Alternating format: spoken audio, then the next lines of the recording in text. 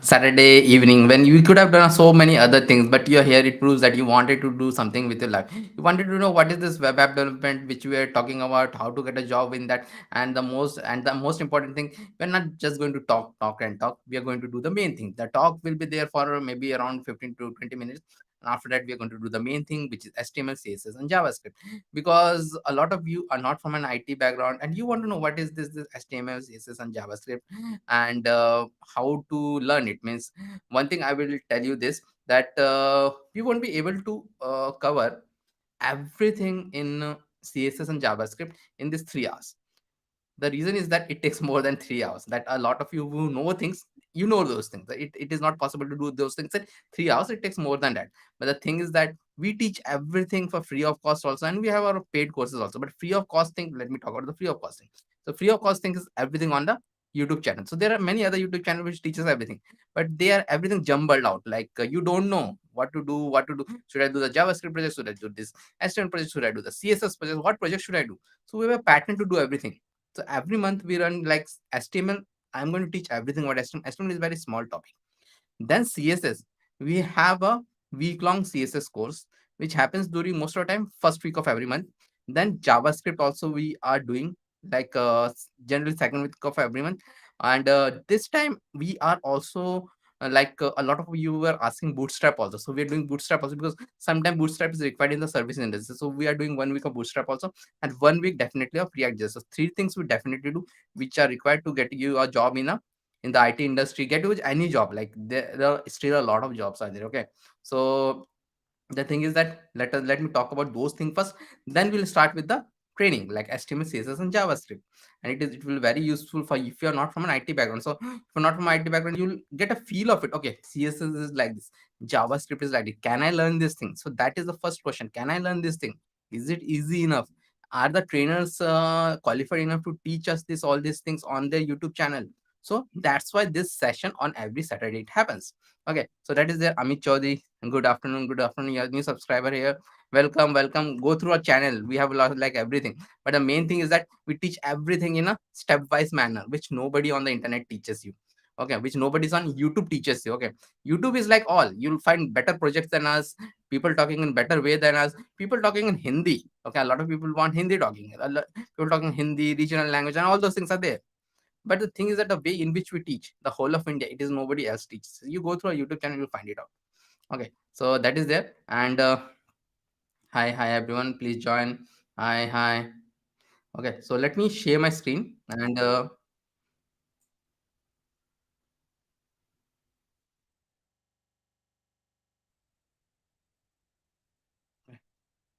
yeah, I'm sharing my sharing my screen, and one thing I will tell that it is live on LinkedIn also. But people who are watching on LinkedIn, can you please come to YouTube, because YouTube is our main channel. So please, please, please do come on YouTube to support us on YouTube. Okay, so let me tell people watching on LinkedIn the YouTube channel. So let me give them quickly so that they can come on YouTube, because sometimes when we chat, it goes on YouTube only. I don't know, means we are using a streaming software. It doesn't goes there. Okay, so that's the problem.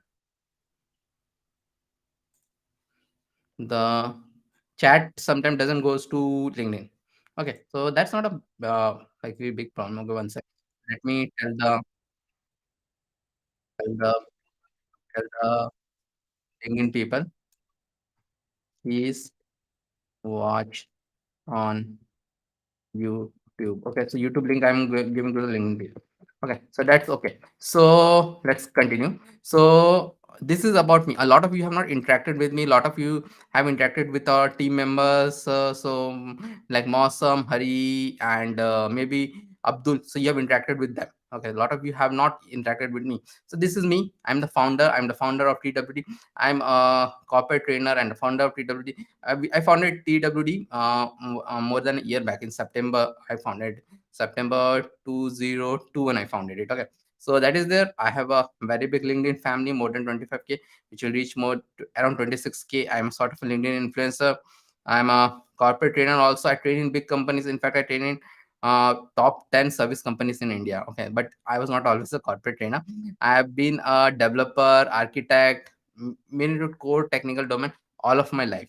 I worked in almost all big companies from Oracle to JP Morgan. They're very, very big company. You can find it out. What is Oracle? What is JP Morgan? You will find out they're very big company. JP Morgan is a bank, but they have technology division also. Banks are the biggest technologists. So the technology division also. I have last position was as an associate architect in Innowmind. So you can go through my LinkedIn profile like yeah. So this is my LinkedIn. So you can go through my LinkedIn profile and you can find out more about me. So since 2021, I'm a full-time JavaScript teacher and founder here, and I'm located in my hometown of Bhopal, but I was not always in my hometown of Bhopal. So we have physical batches also coming soon. So that is also start here, and we do physical batches also. But I spent most of my life in metros like Bangalore and Mumbai. I have stored. These are the some of the companies in which I have worked. So you should know from whom you're teaching. So I like whom you're teaching. So can I teach? Okay. So last job was an associate architect. Associate architect are the top of the technical ladder. So top of the technical ladder, I left my job. So after the architect, there is a CTO position. And CTO most of the time in big companies they don't code, but architect is a position who code also, who manages the technical part of big projects, like the projects like this. LinkedIn is not a small thing. LinkedIn is a web app. Okay, so it requires some people knowing the system, some person knowing the system. But that was what I was doing. I was developing product, okay, for companies. So then I was a developer here, then JP Morgan and all this, and all these things you can go through my profile. Okay, so that is there. And after that I started teaching, because teaching was my passion. I was doing as part time, but my full time I started teaching, and this is what I'm doing. And I'm doing it from my hometown, because most of the time we take online classes. I take online classes for startups in Bangalore and all those things, and I sometimes go physical also when the time permits, to Bangalore, Hyderabad, and all those places. Okay, so those things are there. And this is a company, fully registered company, and we will give you your certificates. We'll give you certificates according to that. And regarding certificate, a lot of you want certificates. So certificates, how you're going to get the certificate, so that also let me tell, and then I will tell you something else, okay, before moving forward. Okay, so certificates, we are going to give you attendance on two times. One is around 3:30 p.m, and one is on 3:30 p.m. And the next one, not 3:30 p.m. Actually, when I'm going to start the HTML, I will give you certificate. I'll give you link for this Google form at that time. Okay. So this Google form, you have to come and I will send you the link like this and all. So, and you have to fill it. Okay. You have to fill it, and you have to fill something like name, the, and we are doing so much. So we want you to subscribe to our YouTube channel and follow us on Instagram. So if you don't have Instagram account, you can put you don't have Instagram, but I think you most of you have. A lot of you have clicked on your Facebook and Instagram ads. I know that thing. So your current role and your LinkedIn profile. But this LinkedIn profile, if you don't have, put I don't have. But if you give it, it will be beneficial for you. I will tell you later on. And then there will not be just one attendance. There will be attendance number two also, which will be given towards the end around 5:45, around that time. It will be given, because we are going to end by 6 p.m. Okay, so it will given at that time, so that you have to fill both the attendance form to get the certificates which we are talking about. And if you get the certificates and all, you are we are going to, whoever gets the certificate and also give us their LinkedIn profile, we will tell that you have got the certificate from us. Okay, so before telling that, means, okay, let me tell that. Okay, so whoever gets the certificate, okay,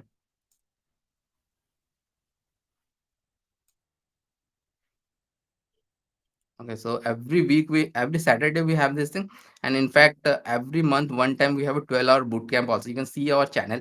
Generally, in a month, we have a 12-hour boot camp also. Okay, so we do a lot of things on YouTube. Okay, so see this, like this, we do this, promote this thing, web development bootcamp certificate, and we then put the name. But there is something missing in this name. Okay, so you might have seen this thing. Some of them are like this, and some of them are like this. Okay, some of them are having like showing like this. This is because I have tagged them. Why I have tagged them? Why I have not tagged these people? Their name is also there. Okay, all 25 people. Previous week, some less people. Generally, it is 50 to 60 people who attend.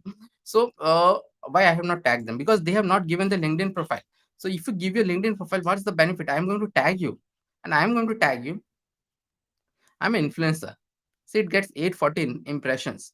Generally, it gets more than 1,000 impressions, and those things really does matter. And I will just going to promote to you all, whoever does this thing. But if you give your LinkedIn profile, it will be better that I can tag you on. And if you give your LinkedIn profile, please do one thing. Also send me a connection request earlier, so it's better. Okay, so it's better. So let me tell something, and after that we're going to start with HTML, because a lot of you are not from the IT background. You want to get into the IT background, but you don't know how to get into the IT background. Okay, so and to get into the IT background, first I will tell you, there are like a lot of things you hear in colleges. Okay, so that like should do Python and all those things.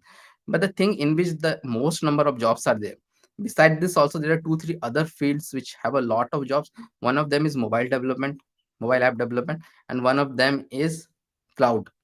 But cloud is very tough. First thing, cloud is very tough. It requires a lot of money. You will not get some good people to learn cloud. That is very tough. Okay, so first thing, you need programming, and you need all those things. You need a credit card, you need those things, and it's a very tough thing. Other thing is mobile app development. The problem with mobile app development is that mobile app development requires a very good system. Like this, you might be seeing that I'm using something known as a Mac. Macs are not cheap. This is a just a Mac mini which has cost me like around 70 to 80,000 rupees. Okay, so that is like that, 70,000 rupees, I think. Okay, so that is there. Mobile app development you cannot do without a Mac, or you have to do it with a very, very powerful Windows PC. Then also, what will happen? You will not be able to like do the Android apps nowadays. That's a different thing. I can talk about that also, because I do mobile development also. But the best thing to get a job, and the most number of jobs are not in even in mobile development, not even in cloud, because nowadays everybody wants a web apps. The most number of jobs are in web apps.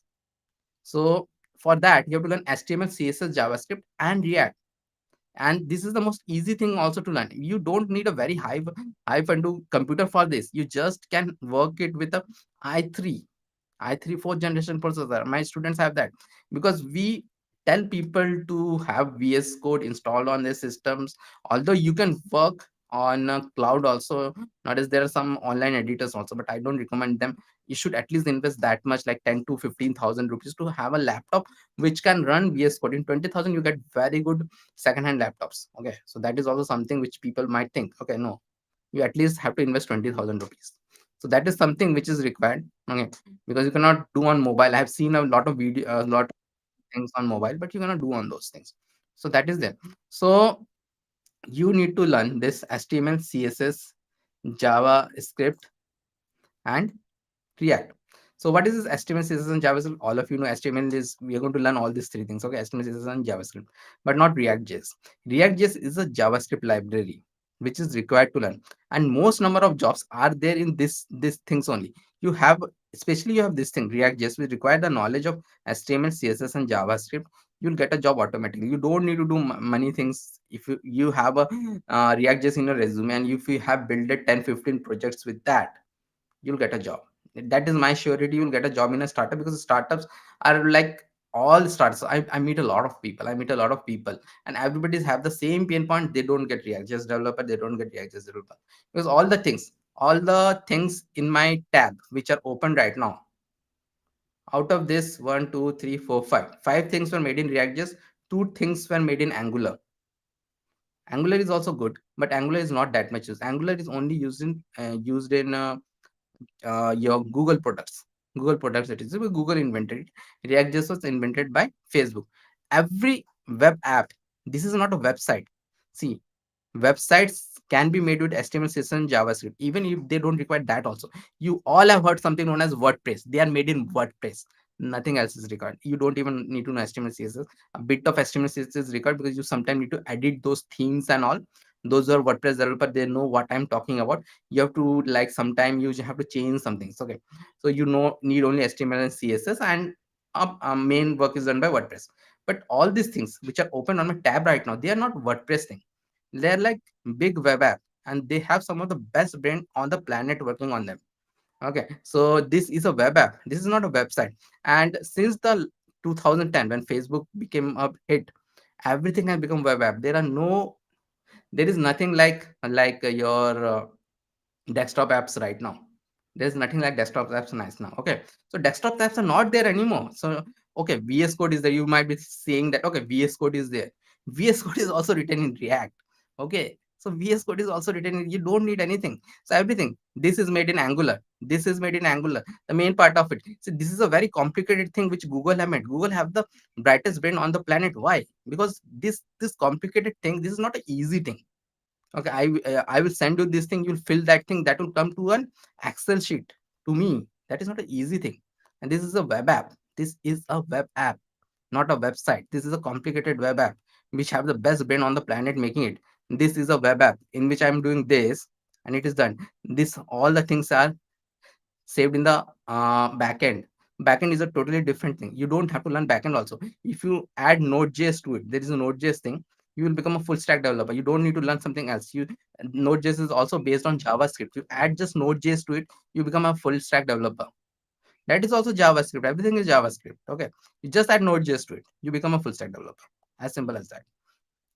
So everything have to be like this only. You just need to add JavaScript to you need to learn JavaScript mainly, and you can learn everything. So you can learn everything. You can create everything. You can create apps like this. LinkedIn is completely made in React.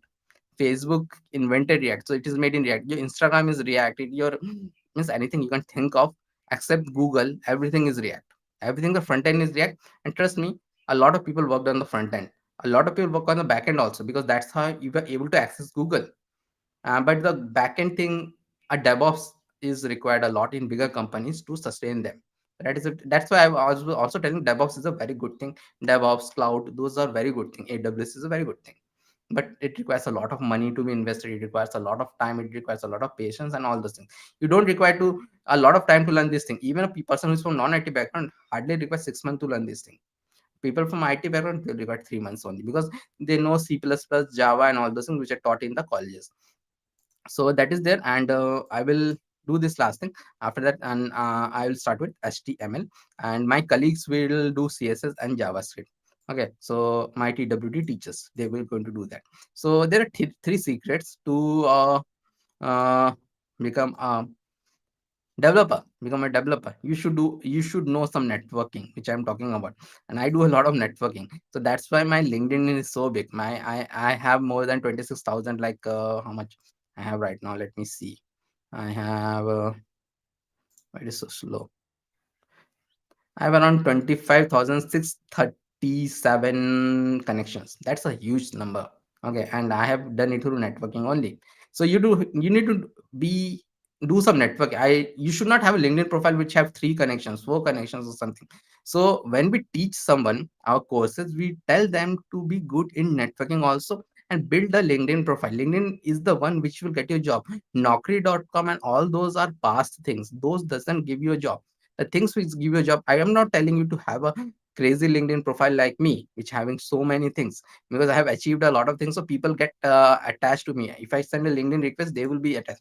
But all of my students, especially see this Bhargava, he was my student and now he is my intern. So he's from Hyderabad, but now he stays at Bhopal only because he got a job at our company. So that is there. And what he does, like see, he's the interns here, and he have a lot of followers, like 1287 is a lot, and he does a lot of post. He does a lot of posts, like he creates things and posts them. This is something which is required. So I was telling you, you record 15 React.js project to get a job. Those 15 React.js was, how will I know that you have 15 React.js project? Nobody have time to read your resume. You have to showcase them on your LinkedIn. You have to showcase them on a LinkedIn. Okay, so that is there. And I need to make a project using mean. Okay, believe we have a project with mean also. Mean stack means MongoDB, Express, Angular, and Node. I have some Angular stuff also on my channel, although we concentrate more on React. I have, because I sometimes teach Angular in the corporate also. So I have some Angular stuff on the channel also. You can find it out, because Angular is also a good thing, but not that good as the React. Okay, so that is there. You have to post them on LinkedIn. So this is what he does: post them on LinkedIn, and he have got a lot of connections because of that. This is something which you have to do. Then Twitter is also there. Twitter is very big in US. Instagram is also the Instagram. You can post some good thing.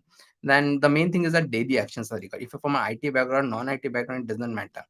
You have to code 2 hours daily, and that you have to do for the rest of your life. Okay, if you want to be in the industry. Okay, those people who after getting to IT get comfortable get fired. As simple as that. Now everybody is getting fired. All these big companies are firing because those people don't work. If you looked at the LinkedIn profile of the people who are getting fired, most of them are not even in the, they're in IT. They are doing non-IT job. IT, there are a lot of non-IT job. If you want to do that thing, you will get fired the first. Okay, the first person to get fired. Okay, so that is there. And then the challenges, there is a 100 days of code challenge and 100 days 100 project challenge. 100 days of code challenge is something which a lot of people have heard me and they're doing this thing. This is a very good challenge. Search out about is this 100 days of code challenge. This shows your commitment. And if you do this 100 days of code challenge, you will get a job.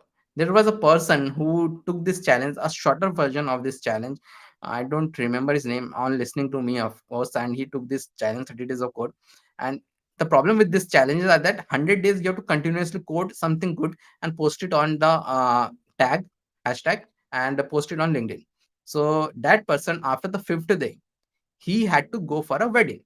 He had to go. In India, weddings happens like India. It is impossible to do this challenge. I did it, but most people it is impossible to. So on the fifth day, he had to go for a wedding.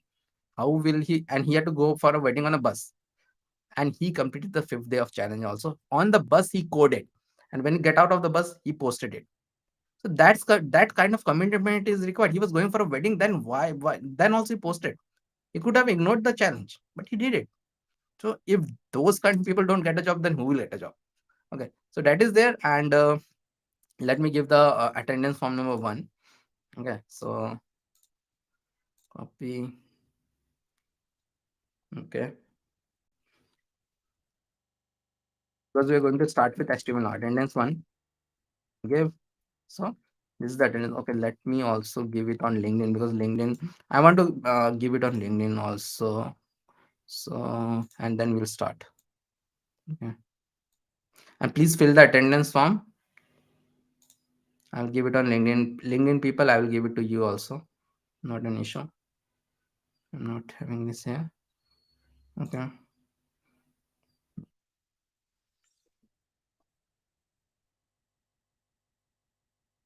Please fill the attendance form.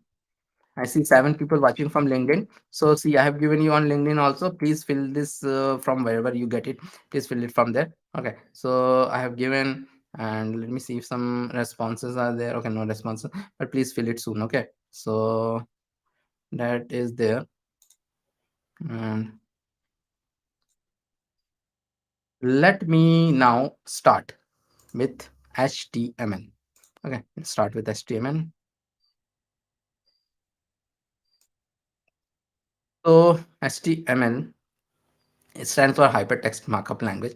Okay, so that is the first thing which you need to learn. So maybe I will make a new folder here named HTML basics. Oh, it's not HTML basics. Then the thing is that you need for HTML. One sec. Let me bring the browser. So HTML coding can be done in Notepad++ also, which is a very popular tool in Windows. But you should never do it in Notepad++. And that is one of the reason I am telling everyone to have a computer, because you need this thing for coding. Only this thing is required for to be a web app developer, which is known as VS Code. You require no other thing, no other complicated pricey. Everything is free here. Everything is free here, and you require a very less powerful. You don't require a powerful PC to be a web app developer. Okay, so that is there, and you go here and download this thing. This is known as Visual Studio Code, and this is something which is free from Microsoft. Okay, and you will get to download this. Since I'm using a Mac, I'm getting a Mac. In Windows, you'll get a Windows. I have also a video on my channel how to download it on Windows, because when I have a Windows PC, a Windows laptop also. When I purchased that, I installed this in that. So how to install it, if you want to see, you can see it that. Okay, so that is it. That is the first thing which you need to do. And when you install it, you'll get something like this. Okay, so Windows, the only difference will be that the crossing thing will be at this place. Okay, so that is it. You're going to get something like this. Let me do one thing. Let me put it here, because sometimes my image overlaps with this thing. Okay, so Now that is there. Now how will I start coding? I have to code somewhere. Okay, so you should not code anywhere. So that's why I created a folder, HTML basic. So now this I'm telling the most basic way. So this HTML basic folder is there. I will click here and I will drag it and put it here. So I'm dragging it. Okay, so I'm pressing my mouse hardly. If you have a trackpad, you can press it like drag it here, and you can put it here, and it will be put it here. Okay, so that is will put in here. I will break it, make it here, and make it here like this. Okay, so that is there. Now I have to create a file. So I'll create a file like index.html. Index.html I'll do. Why HTML? Because just like jpg files and all those things, the HTML files, everything has extension. Like if you're not from IT background, you know that images have jpg or png extensions. Like that, all coding files have extension. Index is the name of the file. You can name something else also. .html. So index.html I will do. Okay, so that is there, and I will start coding here. So I will start coding here in this index.html file, and here what I will do first, I will have to have a basic code here, like skeleton code here. Okay, skeleton code. I need to have a skeleton code. How I'm going to have it? I'm going to have a not. This is again the benefit of VS Code. It comes with a lot of things. Okay, not I'll give, and this will show this. Okay, so the basic skeleton of an HTML it will show, and or else I have to type everything by hand. Okay, I don't want to do those things. Okay, HTML basics I'll write. We'll soon see what is the title. Okay, so that is there. So this, let me go through all of these things. So this doc type HTML is there first. What is this doc type HTML? Doc type HTML means it is HTML version 5. HTML is maintained by a committee known as W3C. So W3C in the US, because HTML was released in 1993. Since then, they are maintaining it. So in 2015, there was a new version came out, which is HTML version 5, and we give it like this. And HTML, everything is like this. Brackets are like this. Okay, so most of the tags like have a starting and the ending. Starting will be like this. Ending will be having a backslash. So HTML containing in everything, and it will be like this. Then I have a head tag. In the main HTML, I have two things. One is the head and one is the body.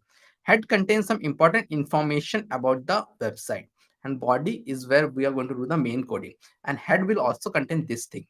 This thing you're seeing it here. This will be there. And one is, what is this meta tag? And meta tag is something which you don't have to understand much. This code also you don't have to understand much. But the meta tag, okay, that's good. You don't have to say it as submitted. I will get it. Okay, so if you're submitted, I will get it. Okay, so don't worry about it. So we generally get it. Let me see one thing.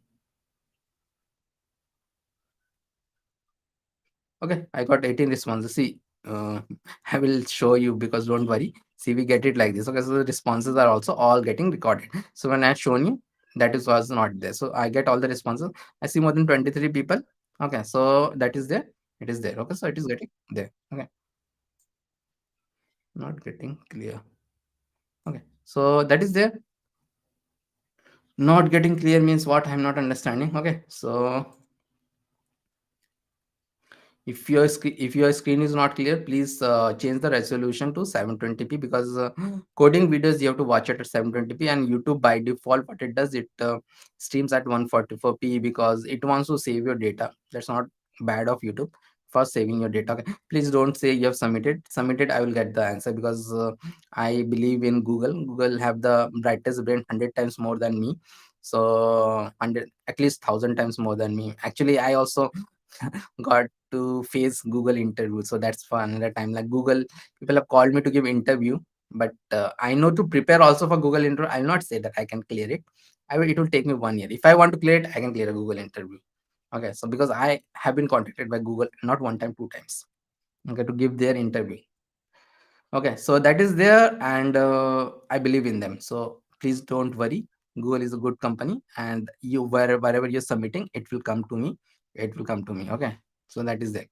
So that is there, and for Google, this is also something which is required by Google. When we're talking about Google, and Google come into it, this is also Meta is something which is required by Google, not by us. Okay, not by us developers. Why?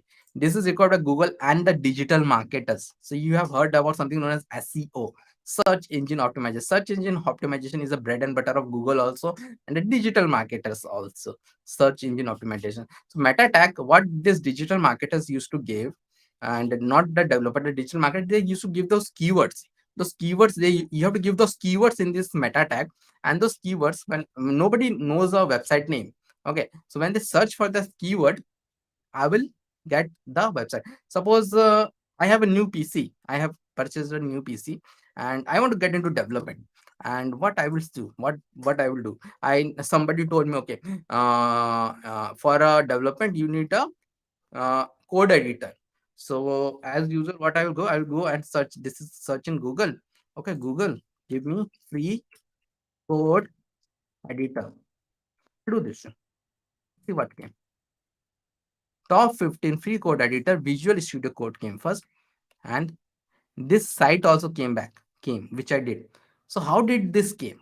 How did this came actually? How did this magic happen? Because this magic happened because this site, this is actually Microsoft product. Microsoft digital marketing team had written some very good keywords which the Google have searched. How Google says, Google have this got smart bots which just have a, like run through the whole of internet and get the keywords of every website, and they have a very big database. As simple as they have very good big database in which free free code editors will be linked to this site.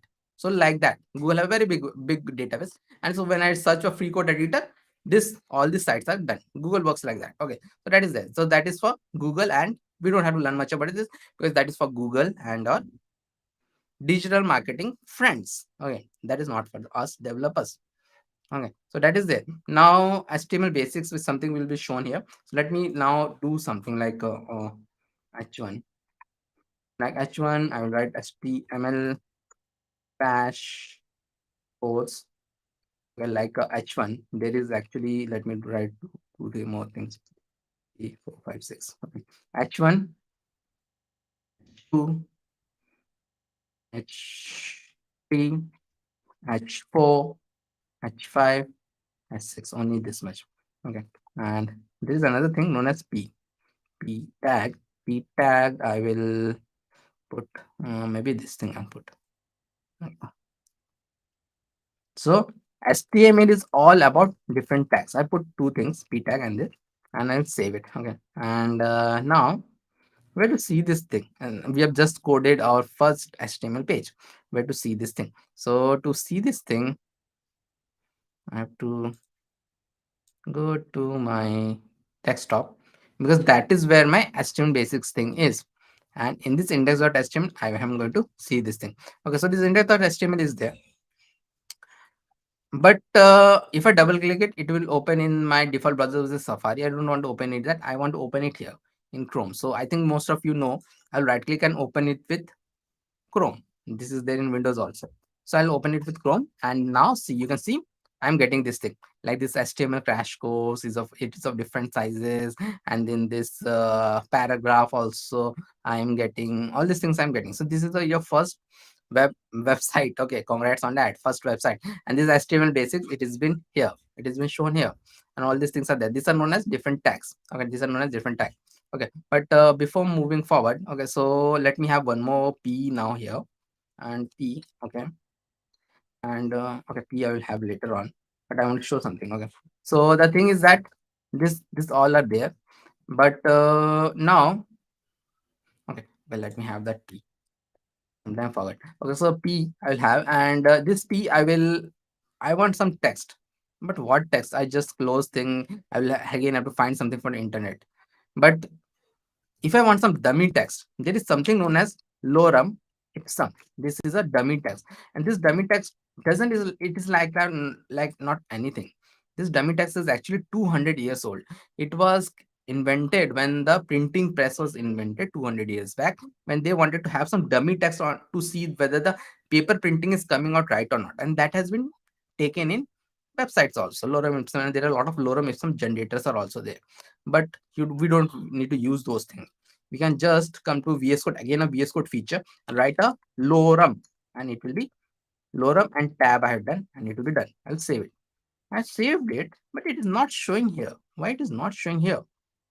Because this thing, because HTML directly don't show like this. I have to go here and refresh it, then it will show.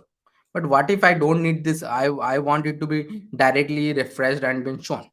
So this thing I need. So for this reason, again, this is again a very good use case of VS Code. VS Code comes with very small programs known as extensions, and these extensions provide functionality to VS Code, and these extensions are not written by Microsoft. These extensions are written by third party open source enthusiasts who are good in coding. So like that one enthusiast written this thing live server. So why do they write like this thing and give it for free? Because open source, when you become very big in open source, you get a lot big job. Like this guy, this is created by a guy known as Ritvik Dey, who has got like 2 crore downloads. Now this guy, if he will not get a job, then he will not get a top job, then who will get? Okay, so that's the power of open source. Okay, that's the power. Like nothing goes uh gets wasted in today's world. If you do no coding, nothing get wasted. Okay, so like he installed it, like and like he not, and we have to install it, and installing it is very easy. I'm getting the disable button, you'll get it installed, and it is not, it is very easy to install. Just install, click on the install button, it will be installed. And then what is there in this live server, the feature, if I come here and do a right click and do open with live server, I'll get this option, open with live server, or I can go live from here also. Open with live server I'll do, and then okay, so it will open here. I don't want to open it here. Some website or something is there, and I'll come here and paste it here, and so it will show it here. Okay, like this. This is actually localhost. So what is the benefit of it? The benefit of it is like if I delete this thing and if I save it, see, it automatically refreshed it. I didn't have to come here and do refresh it. But if I come here, it's still showing there. I have to refresh it. So every time I have to change something, I have to come here and refresh it. But I don't want to do that thing. So that we use something known as this live server always. Okay, so that is there. And let me put back this P and close on again, and see, it will be shown like this. Okay, shown like this. Okay, so that is there. Now the next thing is that this heading tag and p tag is already seen. Okay, heading tags is used to give headings like h1 is the biggest heading, then h2 is there, h2 is the smallest heading. You have seen this on many sites, like heading, subheading, and all these things are given by h1, h2 to h6. So these are known as heading tags, and these are known as paragraph tag. Okay, so one more thing I want to tell you. So heading tag, and I'll write this, and I'll write paragraph tag, heading tag and paragraph tag. So heading tag, I will like comment it out. So commenting how I selected it all and press the control backslash. Again, I will select it all, press the control backslash. Now I will save it. Now this will not be shown here because this is for the developer to, like, developer also needs something to refer. Okay, these are all heading tags, these are all paragraph tags. So that is that heading tags, paragraph tags. I can put like some, these comments are for the developer, not for the end user. This is the end user who will see the website. So this is what we have done, heading tag and paragraph tag and like that. And now coming back to one more thing is like this heading tag and paragraph tag, both of them are known as inline element. Inline tags or inline element. No, block level element. I'm mistaken. Block level element. Okay, because block level element, because h1, after h1 there was a lot of space here. Lot of space here. This could have gone here. This could have gone here, and this paragraph could have come here. But it is coming in different lines because the block level elements, they always come in different lines and they have some space here. Paragraph tag is also like this. Okay, so next we are going to see the anchor tag. An anchor tag is something yeah, live server. Yeah, Subhas, it is live server. Okay, so known as live server, and you have to install it from here. So there is the next tag. HTML is all about learning about different tags. Next tag is link tag, or it is also known as anchor tag. Okay, because the A is there. A I'll do like this, and I'll do learn web dev. Do learn web dev, and in this I can give any site link. Okay, any site link I can give, like Yahoo, Google, anything I can give. Okay, so I will come here and give this site link. Okay, I'll save it. Now this web dev is coming. Learn web dev is coming. Okay, so this all this link and all these things will come. So now if I see, this is how we add a link. Okay, this href, you added the link, any link you can give, and then this tag which I am giving here, this is coming here, and if I click on here, it will open that site. This is my blog site, it will open that site. That is like that. So this is how we use link tag. This is a very popular thing which you might have seen at many places in the internet. All of you might not know web development, but all of you have visited facebook.com, instagram.com, all those sites in the past 10 years. Okay, so because I see everybody going through those sites. Okay, so even a person who is not educated, they go through those sites. So you might have seen this thing. So this is known as a link. This is known as link. And the problem with this thing is that this kind of link is that if I click on it, it is opening in the same tab, which is considered not a good thing. You might have seen these things. Again, you all have seen those things, that if I click on a link, if I click on a link from a site like maybe on a YouTube, there is a comment. I will click on that, and it will open in a new tab. So how to do that? That is something which we can do from coding. How we can do that thing, I'll tell that. Okay, so a href, maybe I will give the my LinkedIn profile, or yeah, I'll give.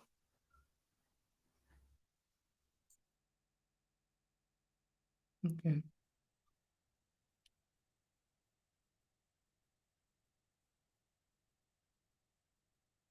okay, so maybe I will give this my LinkedIn profile, and here I write Bendu Alan. I'll save. So it will come like this. Okay, we'll come back to this later on. And here, but if I do it like this, it will open in the same tab. I'll do a target equal to uh there is no space here. Target equal to underscore blank. I'll do save it. Now I will come here and click here. So it will open in a new tab. And this is something which is opening in the same tab. This thing is happening because I have given something. This is a target equal to blank, target equal to underscore blank. This is happening because of that, and this is something which is nowadays like lagged to have it in a lot of sites. And one more thing I want to tell here is that link tag is an inline element. So I have two link tags, and they're all coming in the same line. So if I have like a more link tags, like see, they will all come in the same line, in line, same line. Okay.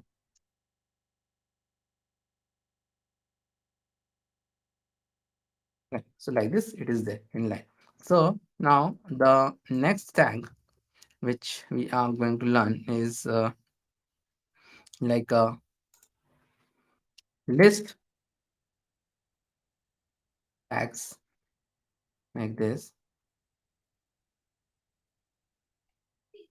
Then I will have a UL, another list, li, item one.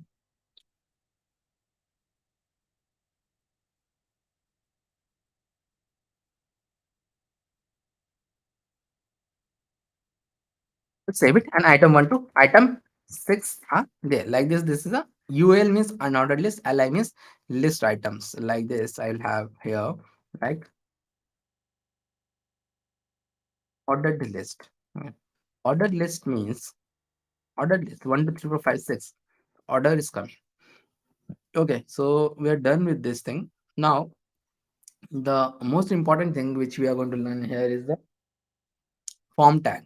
Form tag is the most important thing because see, if you go to Facebook and all, first time you when you go to Facebook, you have to log in there. Okay, register there. You have to give your data and press the register. Those data goes to the Facebook server. So to become a web app developer, you need to know how to have a form tag, how to add functionality, to adding functionality, click functionality, that is done by JavaScript, React, and all those things. Okay, but how to create a form, that is also a special task. Those tags are like different. That forms one of the major tasks in HTML also. Those form tags, but there are not one or two form tags, there are a lot of form tags. Okay, so we'll come here, but I have come a bit down here.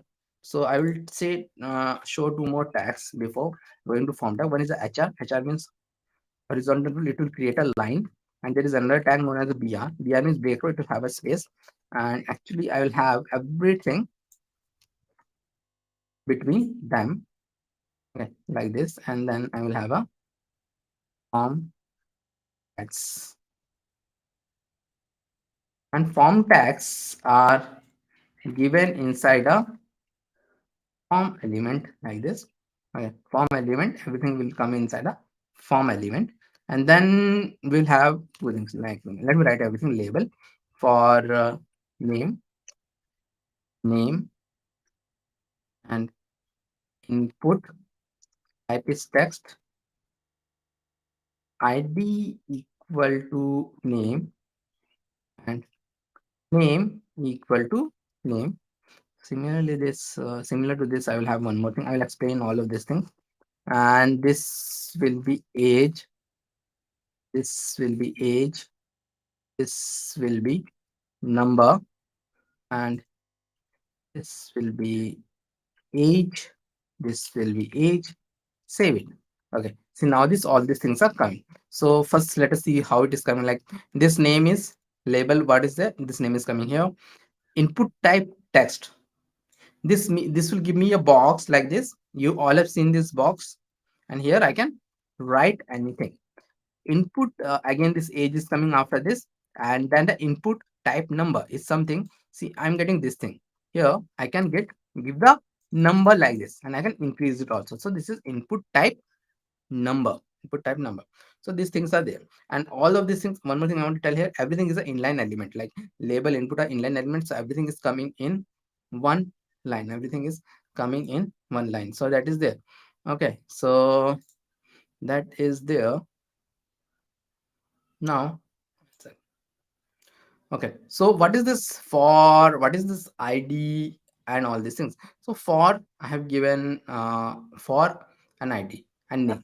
So actually this for and ID, for an ID are related to each other. Like, in the sense, you'll see this for is name and this ID is name. So label and input always comes in pair. But how to confirm that they are a pair? They are a pair. So they are a pair. It is confirmed by they have the same identification. So this name and this name. Whenever the for is there, ID should be like this. Here the age is there, ID should be age. Okay. And what is this name then? Name is something which will go to the backend. The main thing, and I'm going to come back to this. The main thing of your form is to submit the data to the backend. So with this name, backend doesn't require all the thing from the front end like this, all these things. It all only requires some unique things. And I'm going to show that how it is sent to the backend, not the actually the API call and all those things. A lot of things are involved in that you are slowly going to learn when you're going to learn the JavaScript.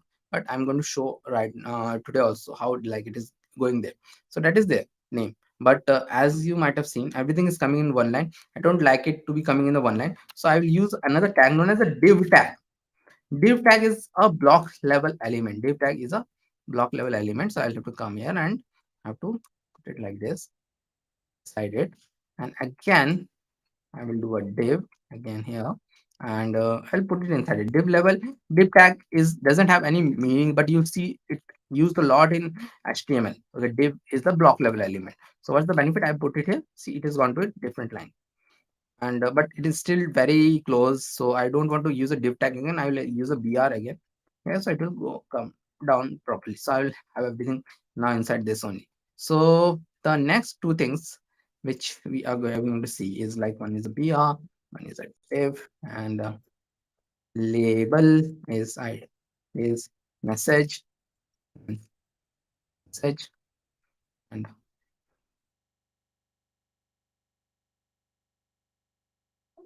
text text area. So text area is, again, I have taken the text area,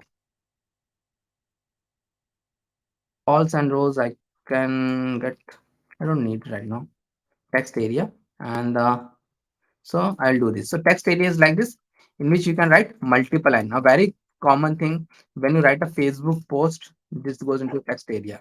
But one thing is that this all ugly thing is made beautiful with the CSS only. Okay, so that is there. And so here again, and div again, and then the next thing which we are going to do is your drop down, which is again very common, color, and then select name, color, id is color, and option is value is red, red color,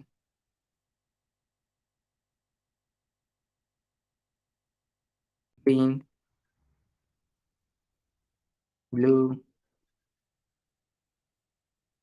green color,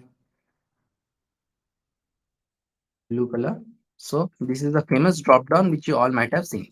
So like this, I can select anything from here. Okay, so this is a drop down how we make it. Again, the for an ID are same, and name is something which will go to the backend. Now the next two things which are very important, which we are going to see, is the checkbox and the radio box. Again, this is something which all of you might have seen. Go to any site like Flipkart and Amazon, you will see a checkbox there, like choosing mobiles with multiple brands and all those things are there. So Dave, I will have, and here I'll have a H4, and I'll write, what do you own, like this, and then input type check box, name is equal to vehicle 1, and value equal to bike, id also will be bike. So I can have the input first and the label second. It will be bike, and this will be bike.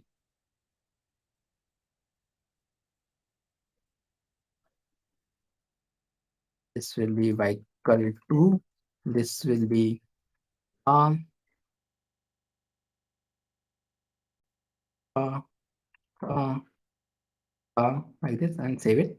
So I will have something like this, in which I can click one thing or both of them. So this is something is checkbox. Again, you all of you might have seen this thing.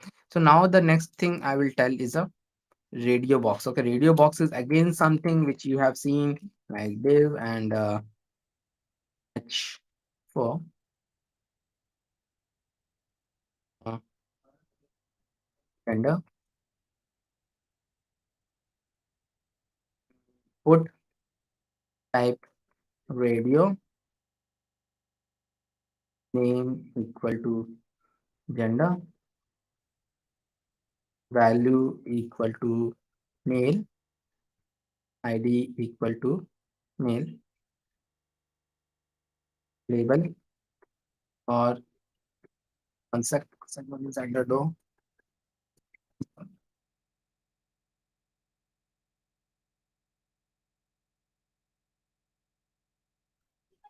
So this for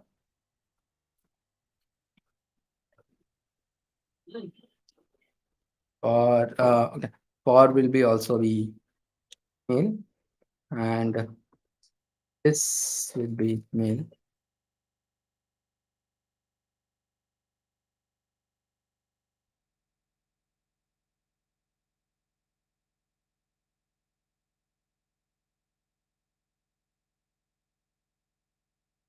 male, female. Okay. So it will come like this, male and female. But this radio boxes, the main thing is that if I click one, the other will go away. If I click one, the other will go away. It will be like this. Okay. So beside this, I want to show uh, two more things, like input type text, and then so this is a very good side or also a bad side, because you should not go more into this is a lot of things, you'll get confused. Okay, so I want to show one thing here, which is this input type date.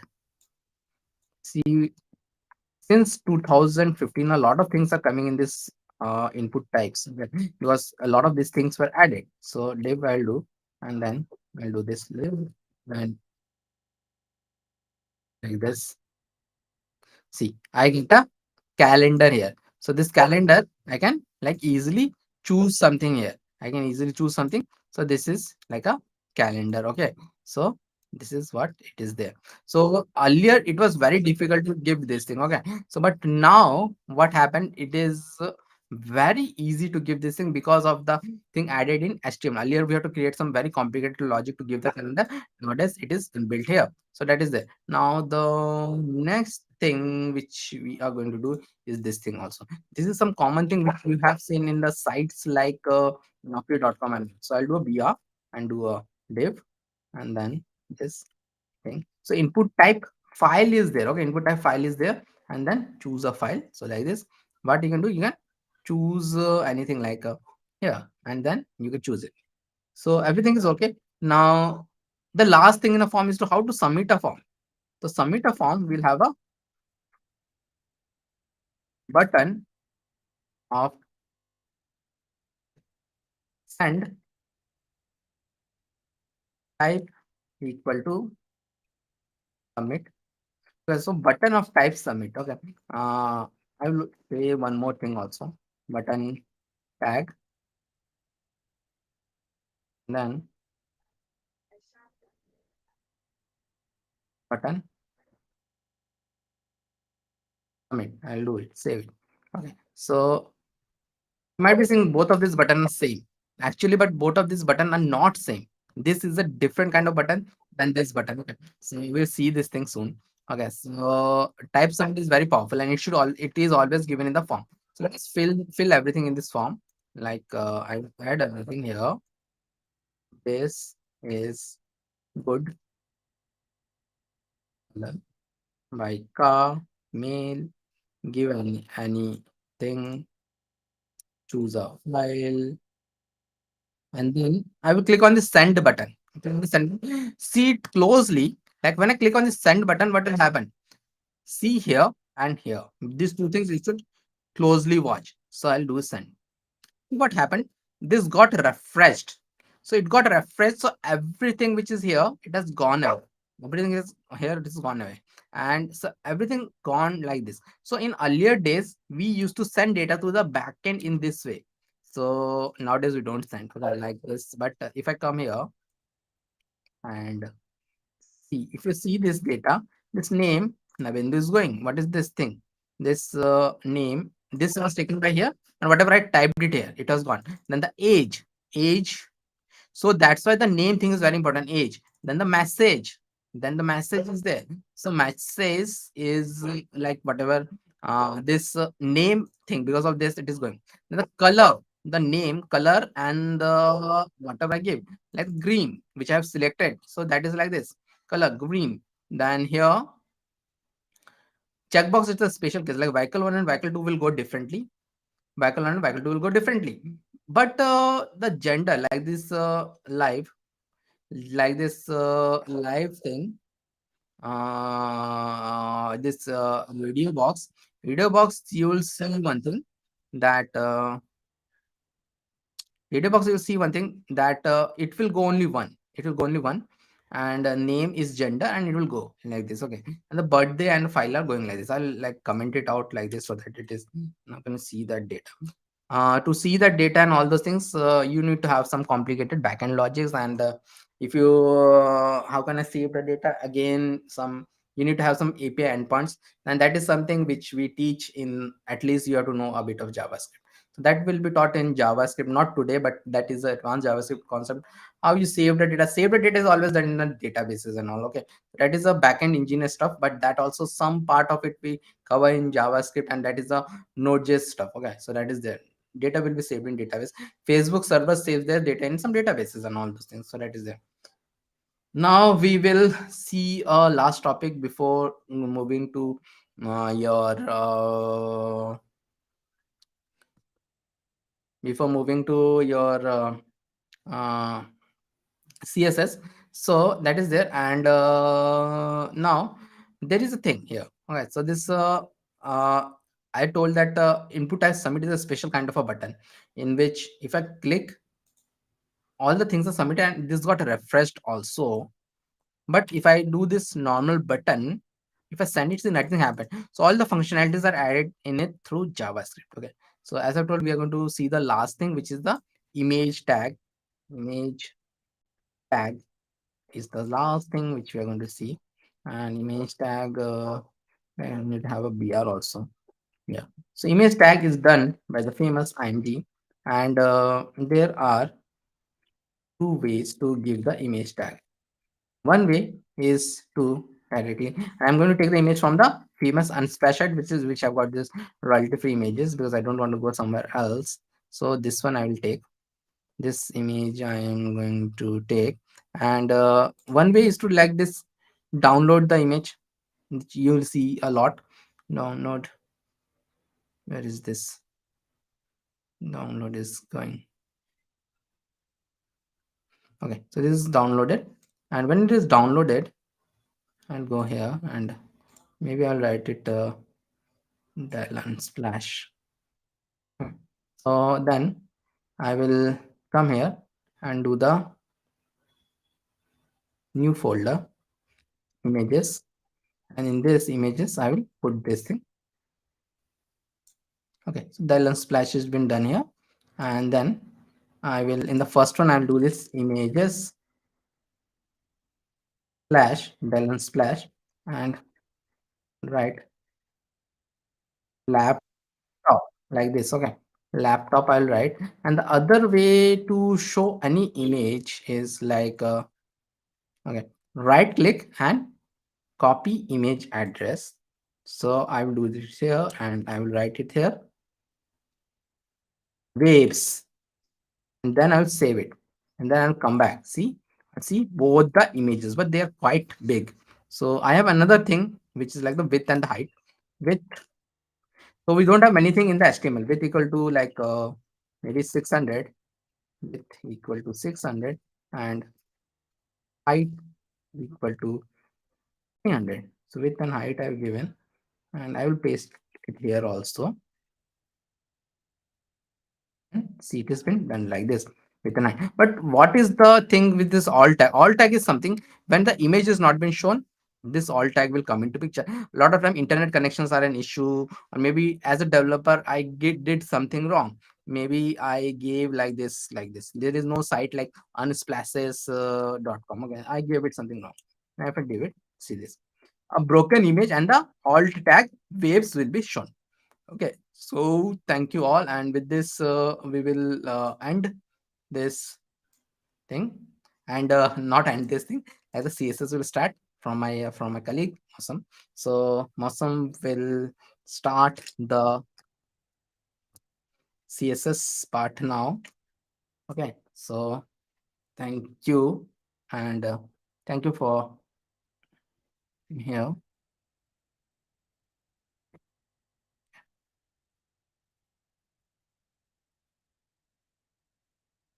Mhm. So, hi all, a warm welcome to the special day where we are doing bootcamp since many months. So, I hope you also have some winter effects in your places. That depends from state to state. So, I hope the first attendance has been shared or not. 1 second. So, guys, do like the content because this will help the people. This will help to the right people who are looking for such type of contents. And here, now can I see you are closing live stream now, sir. So, guys, if you are having any doubt or if you want to ask something, please write in an elaborate manner or explain properly because uh, these short contents is it's difficult for us. Yeah, hi, hi, hi, Chandram. So I hope the HTML part is okay to all of you, and it is very simple. It you for you when you are entering into a web development, not more than a week times you need to give to HTML, because most of the part you will get from W3 school, and there are so many tags which you need to practice, and the practice is almost very simple for you. Okay, so maximum 1 week you need to give to HTML, and after that you need to switch to CSS.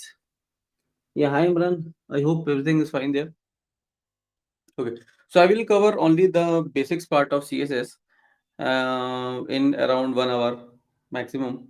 Okay, after that, my colleague Hari will take you through the basics of JavaScript.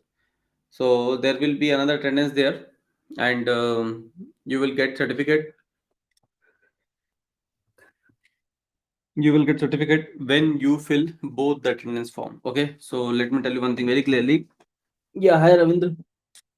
So you will get certificate when you fill both the attendance form. Okay, so there will be two attendance forms. Both the attendance forms are different. Both are not same.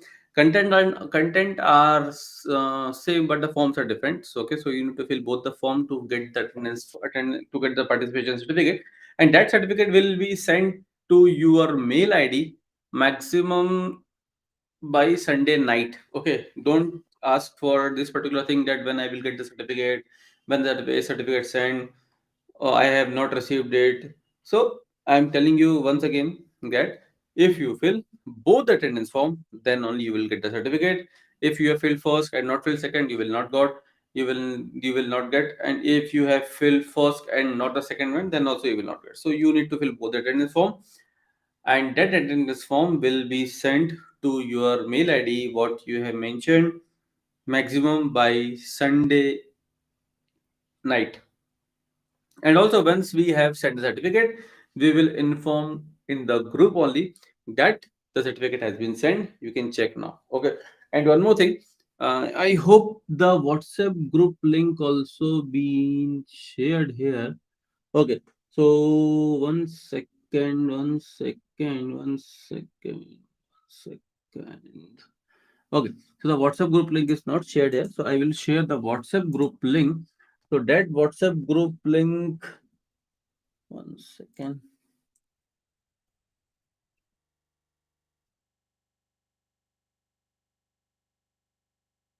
So that WhatsApp group link, please find the WhatsApp group link. So you can also join the WhatsApp group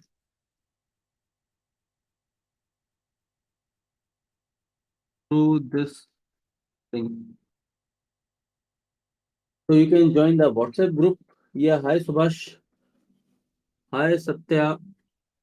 So you can join the WhatsApp group with this link. Okay.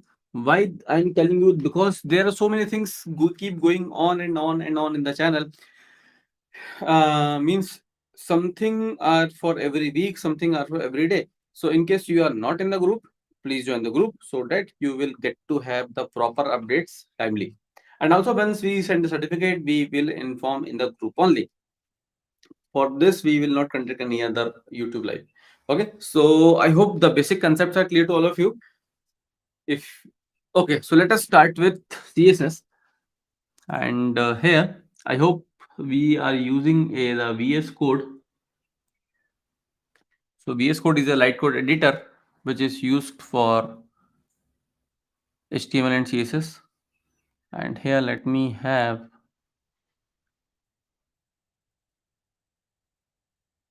folder named CSS, drag drop.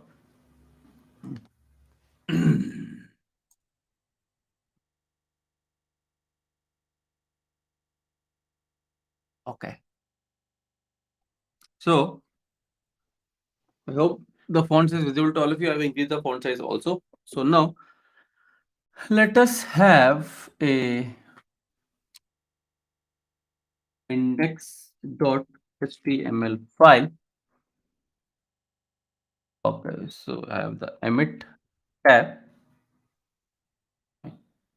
So this is the document, which is the CSS part. Control S, and what we'll do, we will have the open with live server, and we'll change the live server portal from,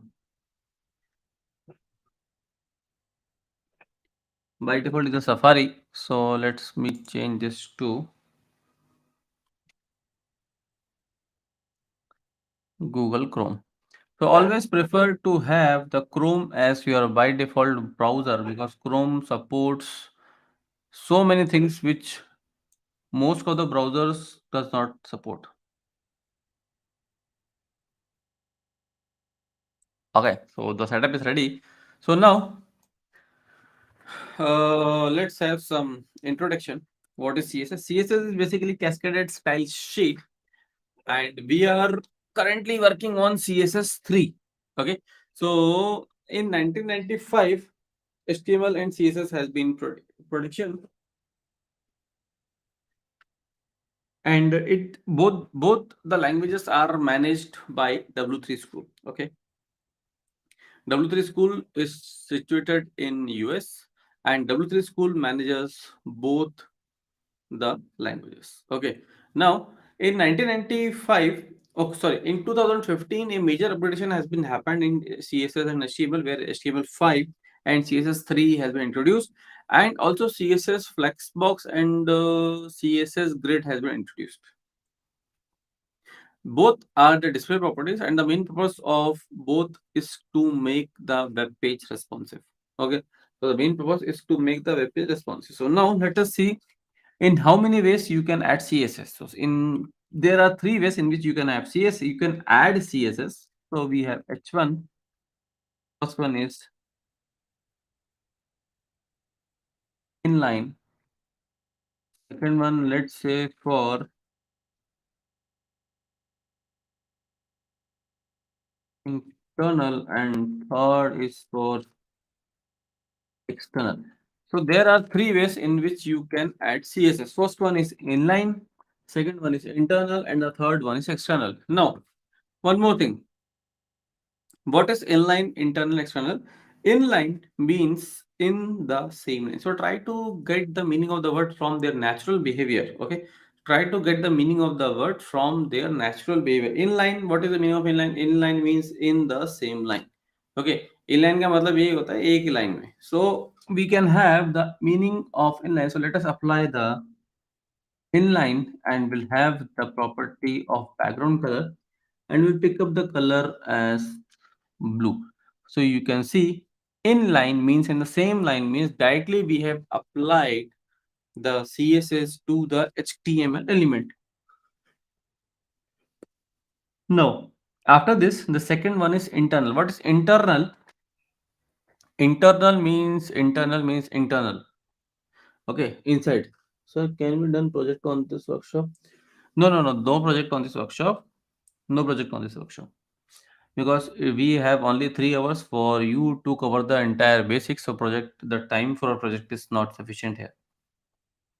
Okay, so internal. So internal means internally we are applying CSS directly to the HTML file. So we have style tag, and we have h2, and in this let us apply a background color using hash FFAO. It seems some kind of orange kind of color, right?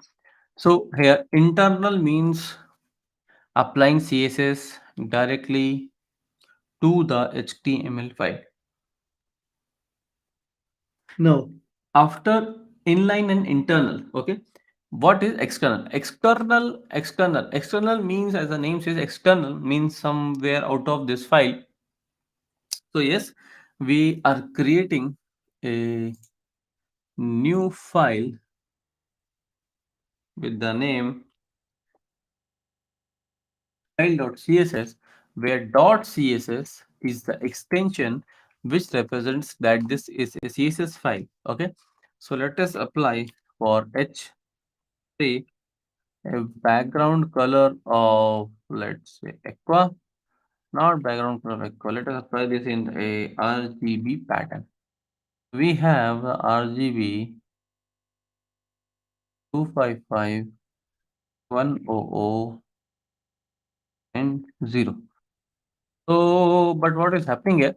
As soon as I am saving it, it is not reflecting. Why? It is not reflecting because in this external, we have named it as external. Fine. But in this particular file, there is no connection between the HTML and the CSS file. So, we need to establish a connection, and for the establishment, we have a link tag which we link it, and the connection got established, and the changes are here. So you can see the background color have here. No. Now some interview questions. Okay. So in how many ways you can add CSS? So there are three ways in which you can add CSS. First one. Out of these three ways, which one is the most commonly used? External is the most commonly used. Out of these three CSS, which one is the most powerful type of CSS? Inline is the most powerful CSS. Why? Because it applies directly to the HTML element. Fine. Now,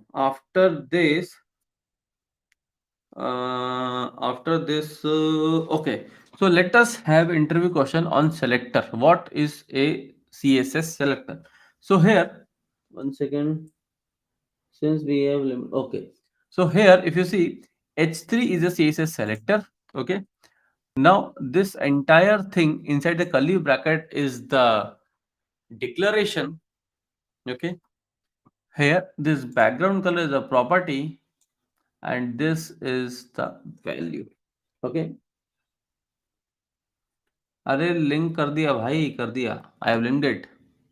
See, this is a link tag. So I guess you are a little bit below. You are not in the live chat, live stream. So this is a CSS selector here. H3 is a CSS selector. Inside the curly brackets, we have the declaration. Here, background color is called as a property. RGB is called as a value. Now, some more things. Okay, so here if you see, I have in all the three ways of CSS addition, I have added only colors. Okay, so first here I have added background color, simply typing the name of the color. Now in the second thing, now in the second thing, we have added some hash kind of a color, hash kind of a pattern, and in the third we have used some RGB pattern. So what is this all about? So uh, here background color which I have mentioned as blue. So in this background color blue, there are around 140 color names which you can simply write it as what I have written like blue. Okay. So you can have blue, black, green, orange, red, light blue, dark blue. So there are around 140 color names which you can simply write it down. Okay. Now after this color names, what is this? Hash kind of a thing. So this is a pattern in which you can add colors. Okay. But it uses the hexadecimal format. Hexadecimal format because hexadecimal format has a wide range of colors, and in this hexadecimal format, we have to have a hex, a hash tells of the hexadecimal pattern. Here, double F contains red color, double A contains green color, and double O contains blue color. Okay, so this is what it works. So hash double F double A double O. So the range of this starts from 0 to F. That means 0 to 9 and A to F. Okay, here the next thing which I have added is the background color in the form of a RGB pattern. What is RGB? RGB is again red, green, and blue. But the range of RGB starts from 0 to 255. Here 0 is black, is black, and 255 is white. So let us explore some more So we have something called as HTML color picker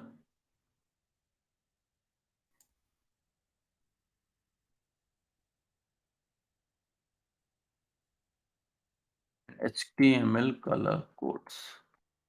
Okay. So HTML color code. So as I've told you, there are around 140 color names which you can simply type it down. Okay. So these are the 140 color names. Now, one very important thing here. If you see here, if you click on any color, so you can have their hexadecimal code, RGB code, and one HSL kind of a thing is also coming here. Okay, so we will discuss after some time what is HSL. Now, after this, in the HTML color picker, here, if you see, so you can have any color. There you can have their HTML hexadecimal code, RGB code, and HSL code. And after that, you can see the HSL. Where HSL, in the HSL, H stands for hue. Hue contains the colors. S stands for saturation. L stands for lightness. So hue contains the colors, saturation contains the sharpness or the sharpness, okay, and lightness contains the brightness of the color. And one more thing, one very important thing here. If you see, so 0, 0, and 0. So 000 means black, 255, 255, and 255 means white. Okay. So here this is the range which you can work upon. Now, in the live environment, okay, live environment means when you are working for a live project, you will get the colors only. I can say you will get the colors in 99.9%. You will get the name of the colors in HSL format only. Okay. So this HSL format, what you see here, you will get the name of the colors in this HSL format only. Now, the second most used format after HSL is the hexadecimal format. Okay. So you can have the colors in these two particular format only. Now, resuming back to where we are. So now let us have a paragraph and have a lorem kind of a thing. So here, if you see, let us apply some styles to this particular paragraph. So here, let us have a font size of 20 px and line height of, let's say, 2.5 rem. So you can see spaces between the lines. Have a letter spacing property. Letter spacing we have 0.5 em. Similarly, we have word spacing 0.9 em, and we have text transform to uppercase, and we have text decoration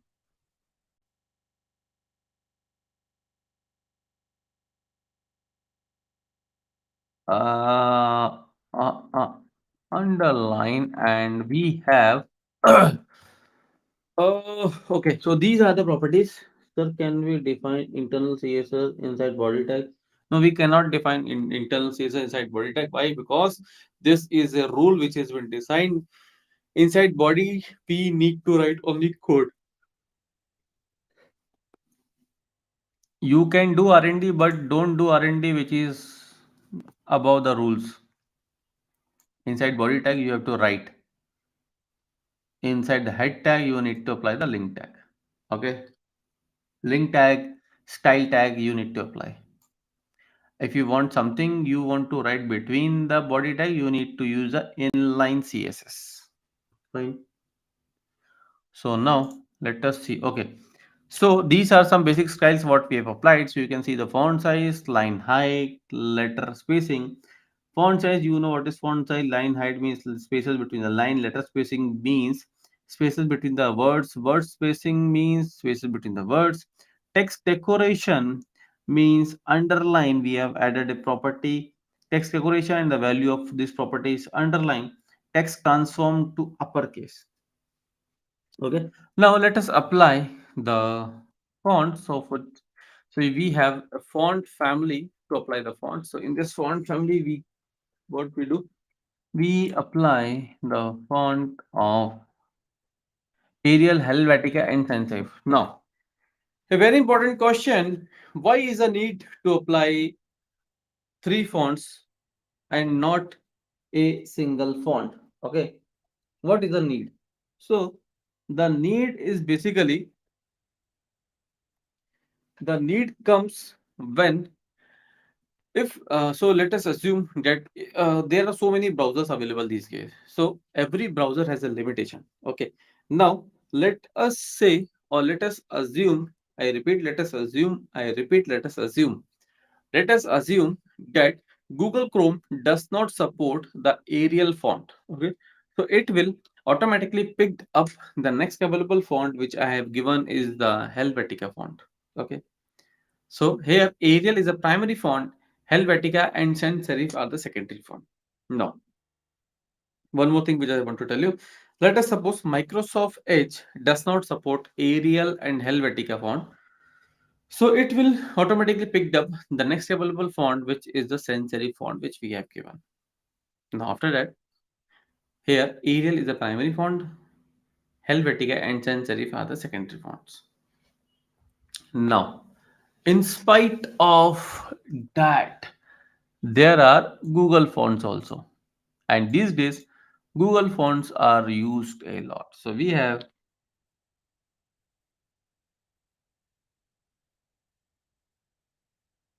Google fonts. So here,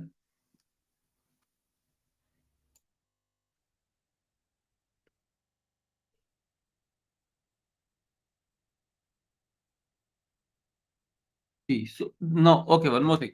So these days, Roboto, this is the first one, Roboto and Poppins. Where is the Poppins? Okay, these Poppins. These two are the font which is being used a lot. Roboto and the Poppins font. So let us apply the Poppins font only. And here, what we do, we have something which we can add here.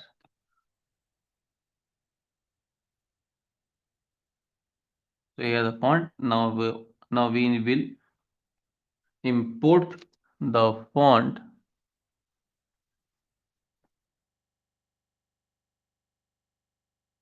here. And how to add this font here. So let us print out font family. So now see the difference. Okay, let me do one thing. So now see the difference. You can see how inline internal and external are here and how rest. Okay, so you can see the difference between the Google fonts and the traditional fonts. So these Arial, Helvetica and Sans Serif are basically the traditional fonts. Okay, now let us have another paragraph. Okay,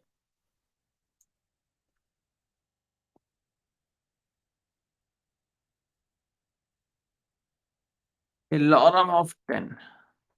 But oh my god, what is happening here? If you can see, this second paragraph is also applying the same set of styles what we have given to this one. Yes, this is happening.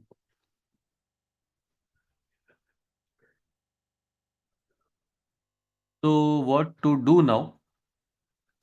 So in order to overcome from this particular problem, classes and IDs has been introduced in CSS. So what is classes and what is IDs? So classes and IDs, the main purpose of classes and IDs is to make is to target any HTML element. Okay, the use of classes and IDs is to target the HTML element. Okay, now one more thing here, if you see, same class can be used multiple times. Okay, so let us have a class and we have the class name as top and we have ID bottom. Now, if you see here, same class can be used multiple times. So let us apply this top.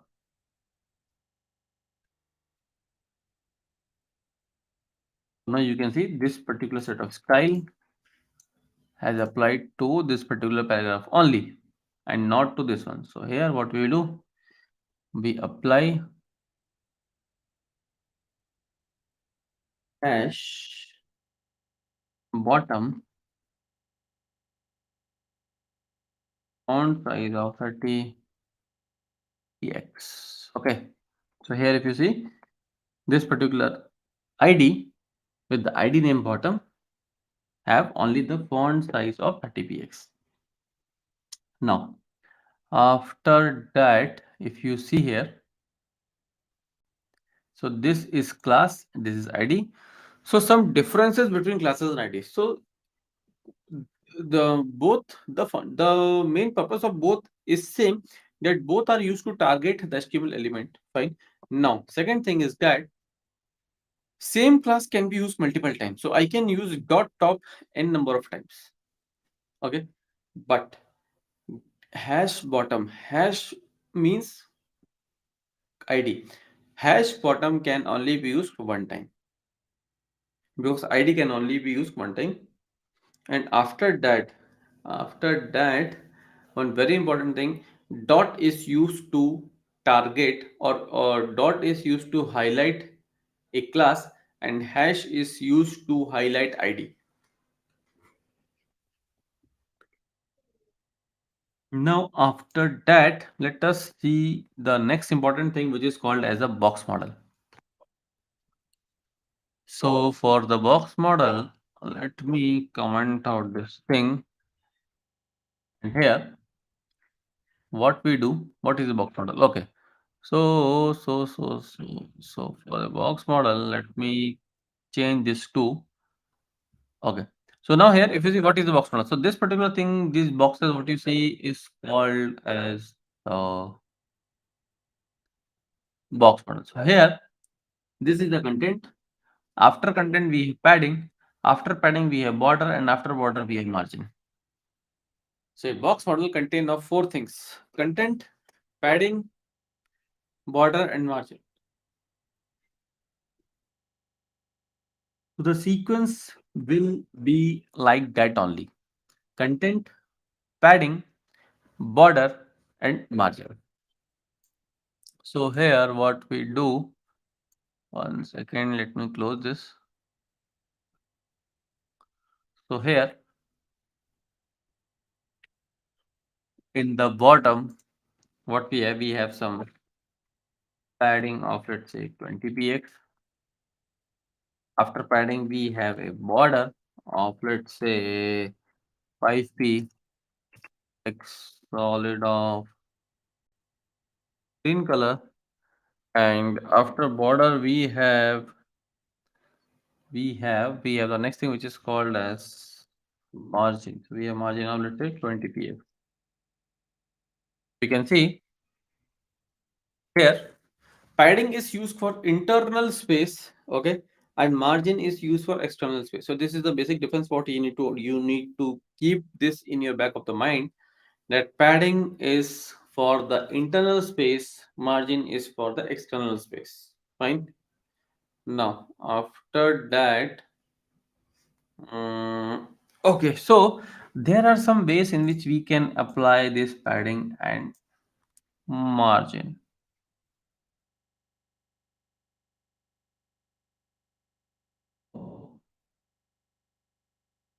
Let us apply padding on the left of, let's say, 20 px,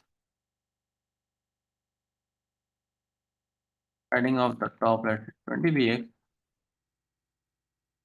padding on the bottom, let's say 30 px, padding on the right, let's say 40 px. Where you can see different size, different direction have different paddings here.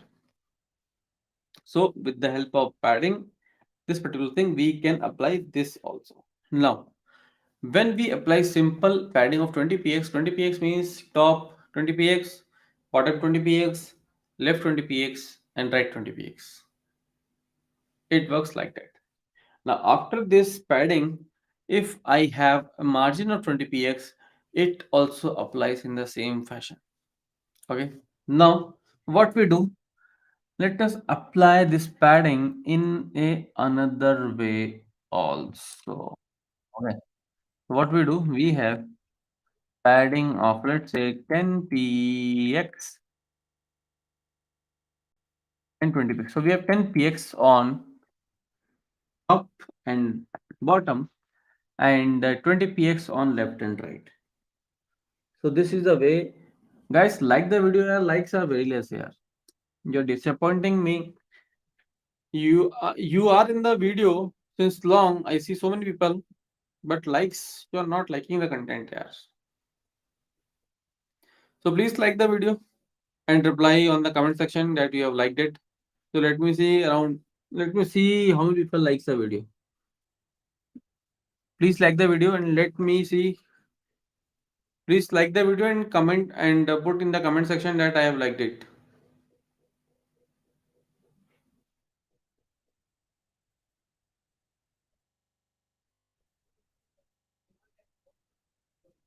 Let me see how many of you actually did it.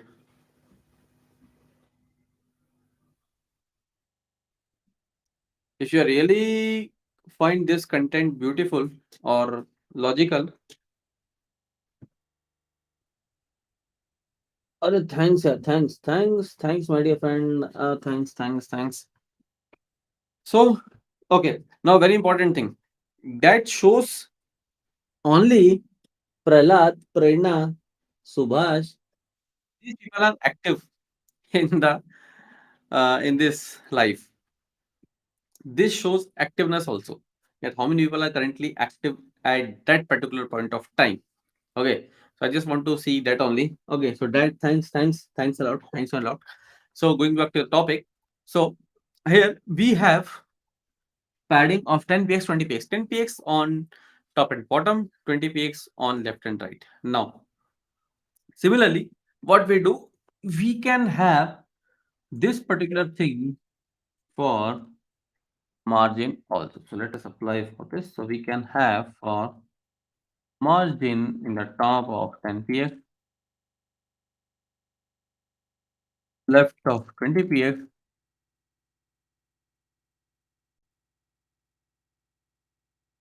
bottom and margin right 40.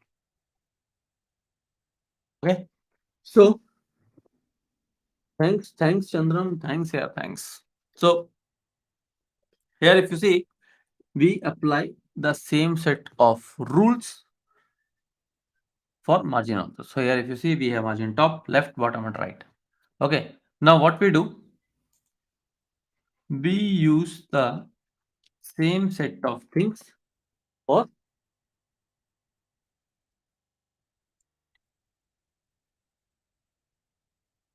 margin. So we apply for margin of 20 px and 40 px. So here you can see margin is always used for external space. If you want space externally, we apply, we use margin. How to change color when cursor on block of line? Cursor on block of line, cursor on. So you can use the hover property here. How to change color when the cursor. So hover property is here when you move cursor on this content or this border, the color will get changed. So this is a hover property which you will use to change the color when cursor on block of line. Okay. Now after this thing, we will see some styling of list. Okay, so for that styling of list, I need to have a structure, and in the structure I have h2 ul li into 4. One second, one more. Oh, okay, sorry. We have li into 5.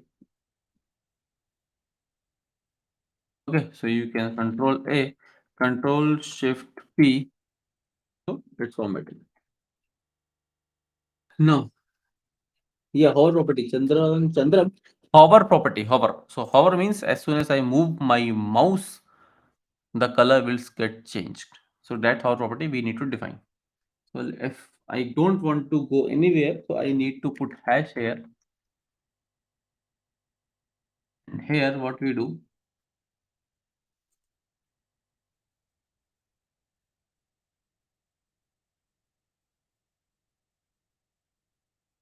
category 1, 2, 3, category 4, category 5. So we have where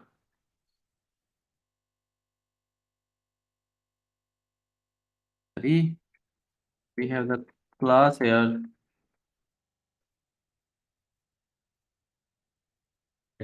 categories. So we have the structure here. So we will see it. Okay.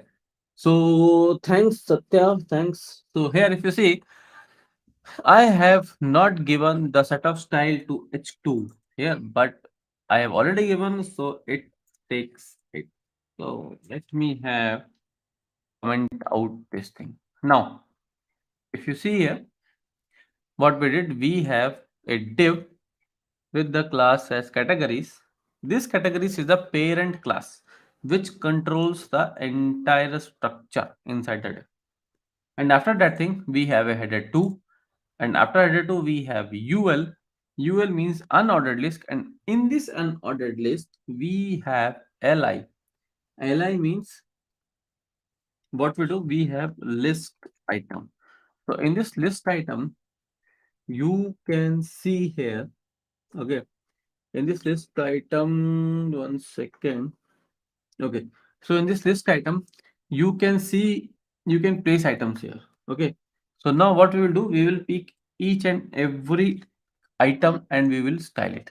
So first, dot categories, we will create a border of 2p solid of, I will use black color, and also what we use a padding of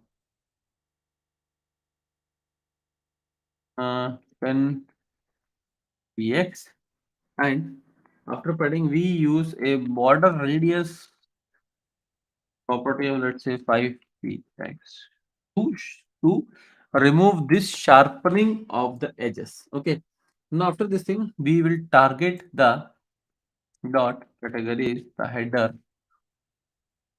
2, and here we use text line center, so that category will come inside, come in the center position. So and after the h2 what we will do, one second, dot categories ul, and have a padding of 0, and after padding of 0 we will use list style of none, which will remove the dots. And after ul, what we do, we will target the dot categories anchor tag. So we use td text decoration none, and what else we can have here? Okay, text decoration none, and the font color we will use as a black color. And also what else is left here? So okay, so let us see the hover property here. So dot categories anchor tag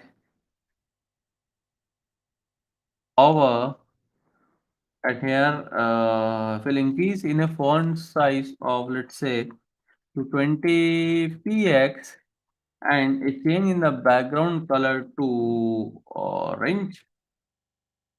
See, as soon as I move my cursor on this li, you can see the changes here. Okay. Now let us apply the font also, because we have already imported a Google font family.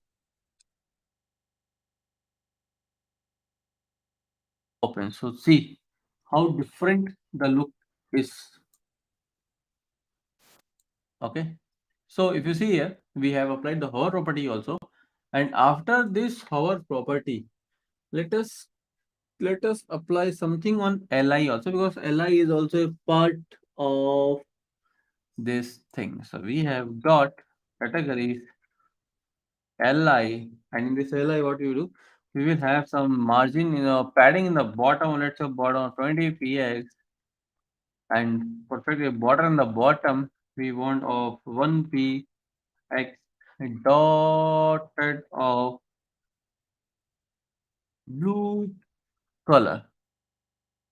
So this seems to be a, see the hover effect. See, the font size also got increased. So let me change this to 30 px. So it will look, see. So this is a hover effect. See. Okay. So this is how you can apply the same set of properties. So now I will switch over this session to my dear friend Hari. So Hari will take you through the JavaScript basics. Okay. So hi.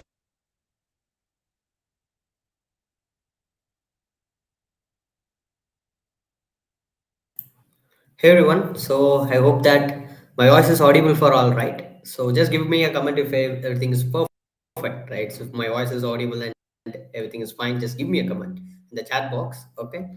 So the next 45 minutes, we're going to see about JavaScript. So yeah, so we're going to cover what is JavaScript and why we are using JavaScript and sorts of things that we're going to cover. But I hope that you are interested in learning JavaScript, most of you.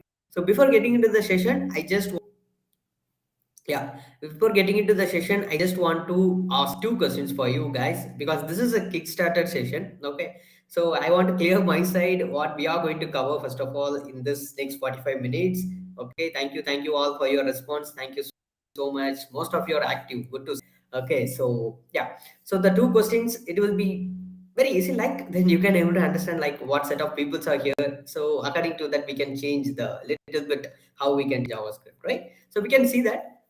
Okay, so the question number one is how many of you already know somehow the basics of JavaScript? I know somehow about basics of JavaScript. I do some like that. How many of you already like that? So, or I'm a complete beginner. I'm right now only hearing what is JavaScript, and I'm right now only going to code in JavaScript. So, how many of you like that? So, just me a just give it in the comment section if you are a beginner right now. You don't know nothing about JavaScript. I'm new here, or you already know some basics and all. You do something like know the basic syntax and you worked with some of couple of projects, then you say like somehow like I know a little bit like that. You just comment it here.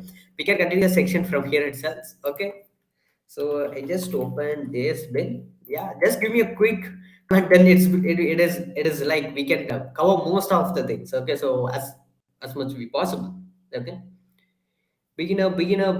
So beginner means like you are new or you know little bit about that. So just say I'm new here, nothing about JavaScript or little bit. Intermediate. It's good to see. I think I'm sure there is already a previous student. I think so. Very beginners. Okay. Okay, so I will clear my side. The second question, most of all are beginners. That's fine. That's great, actually. Okay, so the second question is going to be: so who all are experienced with any other programming language? Like I know a little bit about Python. I know a little bit about C++. I know a little bit about Java. Like that. How many of you there? If you have some experience with some other programming language, or no, completely I'm from different background. I don't have any knowledge about any other programming language, and I don't work with anything. So how many of you like that? Just give a comment. Just give it in the comments. So this is our second question.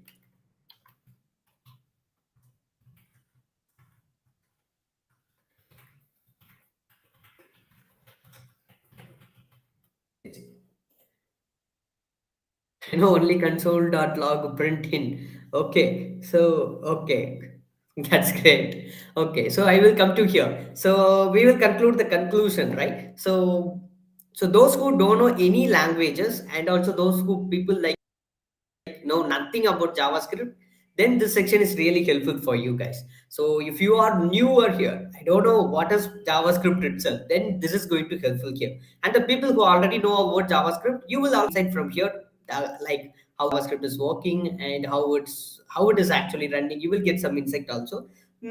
So you can also get watch it to it. Okay. So and people who know some other programming language except like Python, Java, C++, I just one advice like don't compare JavaScript with any other programming languages because JavaScript is a dynamically weak programming language. So if you are experienced with any statical programming language like Java, C++, don't compare it with that because the syntax it's going to be totally vary here. Okay, so that's the only thing. Okay, so those who are newer here, then section is going to be here. So what we're going to cover is that the 45 minutes, we can say then a 1 hour, sorry, the next 1 hour, it's enough for become a master in JavaScript? Absolutely not. Okay. So even it's not for CSS within 1 hour, you are not become a master, and within 1 hour, you don't become a master in JavaScript. It's not going to possible. Then why this workshop? What is going to help you for you? So this workshop give and wholesome of ideas like how JavaScript is working and also the CSS before we have discussed, right? So it will give the wholesome of idea like how the JavaScript is working and what is the purpose, ultimate purpose of JavaScript and how we can get most outcome from it and why JavaScript is called as language of web. So if people don't know what is the language of web, it is going to be JavaScript only. Okay, so it is popular and it is going to be popular much more. Even the evolution of internet is going to happen. So we see that what especially JavaScript is meant for, and we're going to cover the theory parts and we're going to get some ideas. Okay, so for this purpose we are using JavaScript like that. Okay, at the end of the day we will do some code also, but we are not going to cover. Okay, so if you want to write something you need to do this syntax. No, this is not going to cover in this 1 hour. Okay, this 1 hour is extremely dedicated to kickstart your career towards JavaScript. At the end of the day you will understand, okay, so which part, which thing I need to focus. Okay, so within the programming language of JavaScript, which part I need to focus to become a front-end developer, to become a full-stack developer. You will get all the ideas, and also you will. And at the end of the day, we have time. We will do some code also. Okay, so don't worry about that. We will see that. Hi everyone. Okay, so we will see that. First of all, the doubt: what is JavaScript? Why I need to learn JavaScript for front end? If you say like if you have some knowledge like the development works or it works, you may understand the programming language, why it's built, and mostly what is the purpose. Each and every programming language built for some specific. For example, if I say C++, they will take care of the OS and all, and if I say Java, they will look into the backend Android development. So much of things is there, right? So when it comes to web development, what is the use case of programming language? Yeah, the use case of programming language, it's to speak with the servers and to connect with the speak with the servers and connect with the database. And I hope that most of you don't know what is server, what is database. We will go for the real website and we will take the knowledge from there and we will learn it. Okay, let's go. So what is the website we can go? Can I go for Wikipedia? Yeah, it is a simple, easy, old website. We can understand that. Let us imagine if you want to create an Wikipedia. There is also a website, right? So Wikipedia is a website. Okay, we are a full stack developer. We want to become a full stack developer. Then why not? Why not? We don't want to create a. Why not? We create a clone of Wikipedia, right? So we will create it, and for creating that, we need to understand, right? So how it is created. So what are the tech stack I can use to create those Wikipedia, right? So we need to know that. So React.js is a different or same as JavaScript. Without JavaScript, you don't know, you cannot learn React.js. React.js is a framework. It's easy, your work printed. That's what it will do. JavaScript is the core. It is the basic foundation. On top of it, you will learn React, Angular, Vue, whatever the frameworks, libraries out there, you can learn it. So without JavaScript knowledge, you don't get insight about how the React works. You can write code, but you never understand what is happening when you are write code. Okay, so JavaScript is the basics. Without that, even we don't write code also because everything is in JavaScript only. Okay, so React is just a framework. JavaScript is the language.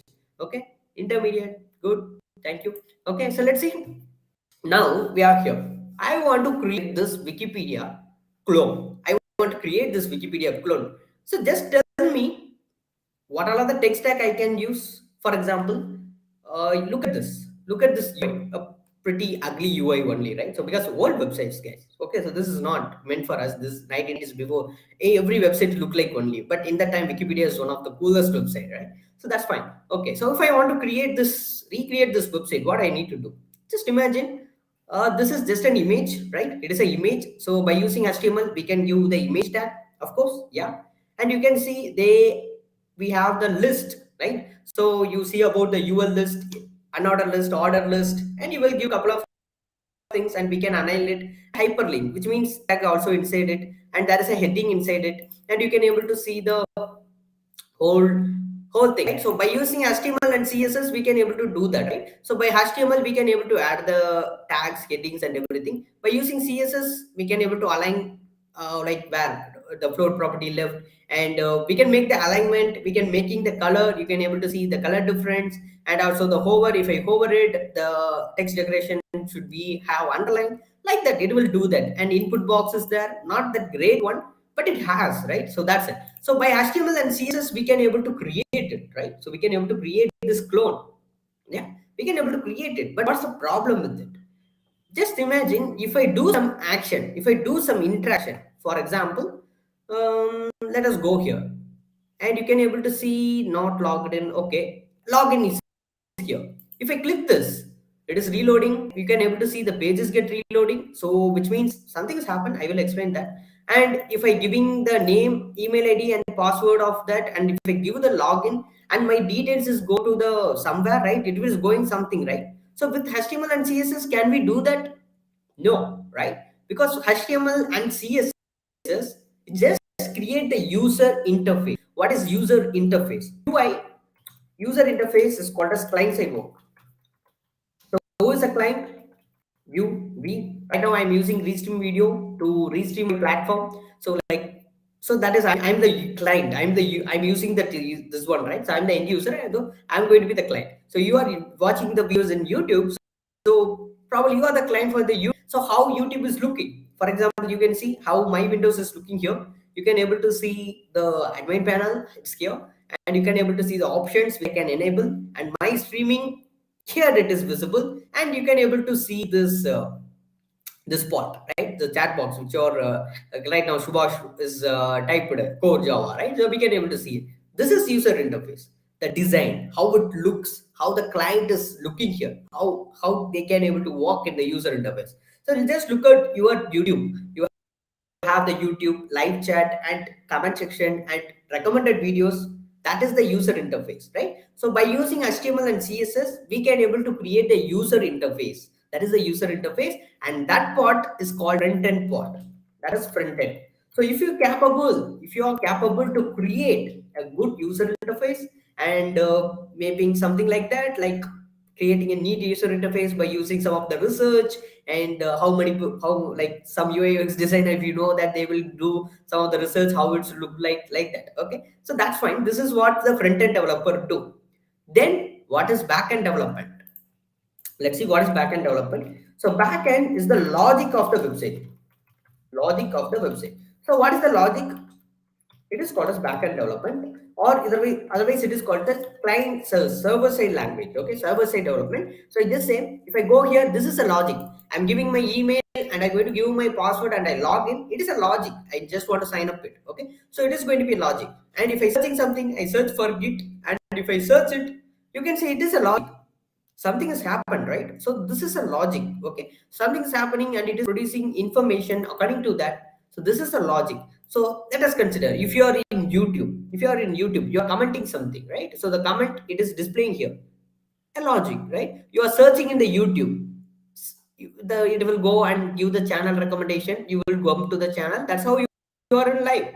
Logic, right? If you are enabling the live chat, you can able to chat lively. That is a logic, right? So the ad is displaying to you for every some minutes, right? So logic, everything is here. That is logic. Okay, so that's what the business logic. Just imagine, consider any website. For example, you want to build a website for an a YouTube personality or a digital marketer. So what they will expect, for example, the YouTube, like for example, we have our course website. Okay, so what is the logic that we need to build? Like we have the videos there, and if someone pays it, who all are paying the course, and they will go inside the course and they can access our course. Who all are not paying the course, like they are regular watchers, then they are not able to go inside the course, right? So this is a logic. So I need to allow which one is paid, like which email ID is valid and which email ID is not valid. And also, if someone clicks the button, the video need to play, they can like it, they can comment it, they can contact us. Like that, we have so much of things, right? So like every course selling platform has, right? So or otherwise consider, and YouTuber want to create a website. So you are creating a website by using HTML and CSS,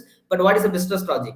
Whatever he or she want to sell in their websites, or they need to get the email address of their subscribers, right? So they will add newsletters, right? So they are logics. Okay, so they are that part is take care of by this backend. Right now, simply you can able to understand, if it's a backend, it is a time consuming process. A little bit of time will be taken. Why? The reason it is, in backend, what the exact work we do means, we have server, I will tell, and we have a programming language. I don't PHP. We have the programming language, and we have the database.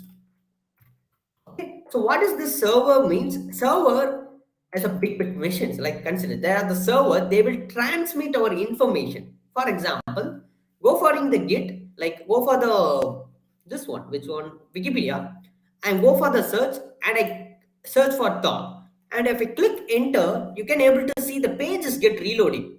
Why? Why is reloading? Anyway, if you somehow you know the you know the computer knowledge, you can able to answer, right? So why the page actually reloading?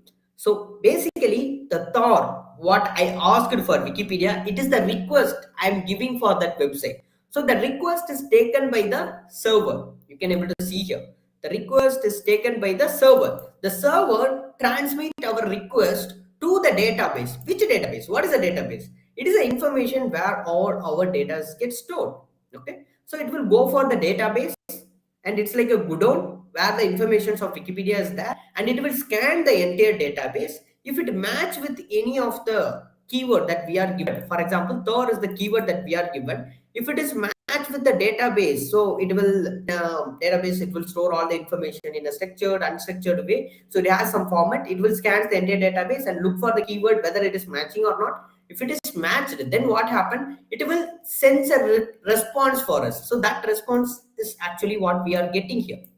You can able to see this response where we get from. We are getting from the database of Wikipedia. So the request and response, the transmission, taking the request, go for the website, like go for the database and look into it, and further sends again, and it will returning that. That is the transmitting. It's like a courier boy taking the information, go here and coming here, like that. Okay, so it's a server. And why we are using the programming language, we need to give the instruction, right? What you need to do, if someone you give the information, take the information, go and come here, like managing. So we are speaking with the server to database, and we will connect with that and give the response to us. Okay, so right now you can simply understand front end is used to create the user interface, and back end it's used to create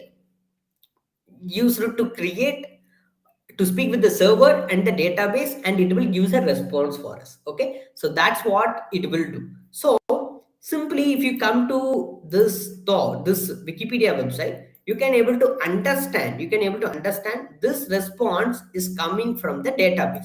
So if we are typing something like this, if I search something, you can able to see it is go for the database, and it will send the request for us. What is the request it is giving? So the what you are doing, like you are asked for, does not exist. So what is the meaning of it? What's the meaning of it? It scans the entire database, but the keyword I'm given, it's not in the database. It does not have the information. So it's throwing us no. Okay. Different pages by using different functions and classes. Okay.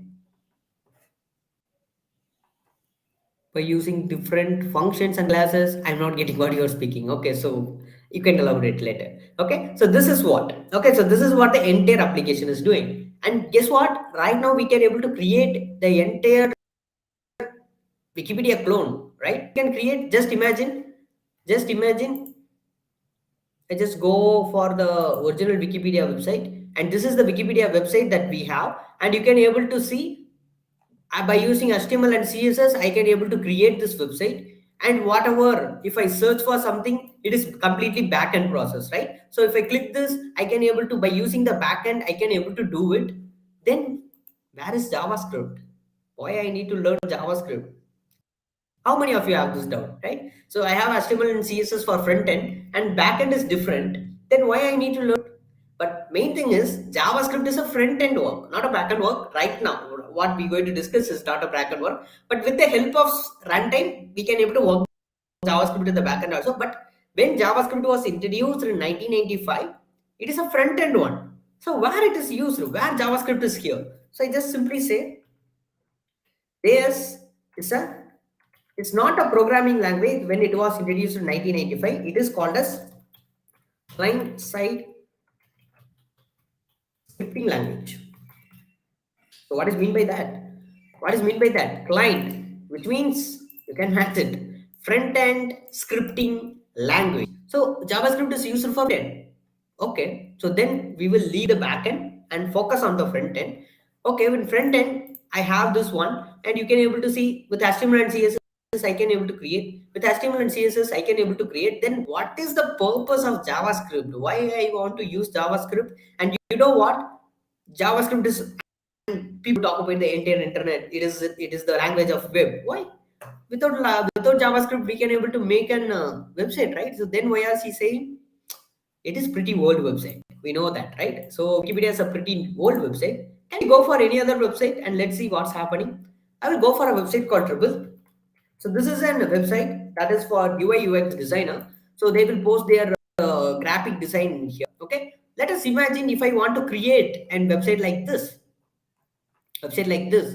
What we can do. For example, I need to create this this one. Which one? The nav bar. Yeah, we can able to create HTML by using HTML and CSS. We can able to create it, and you can able to see sign in, sign up is there. If I click this button, you can able to see the pages get reloading, which means backend. Okay, so this is backend. We don't want to look into it.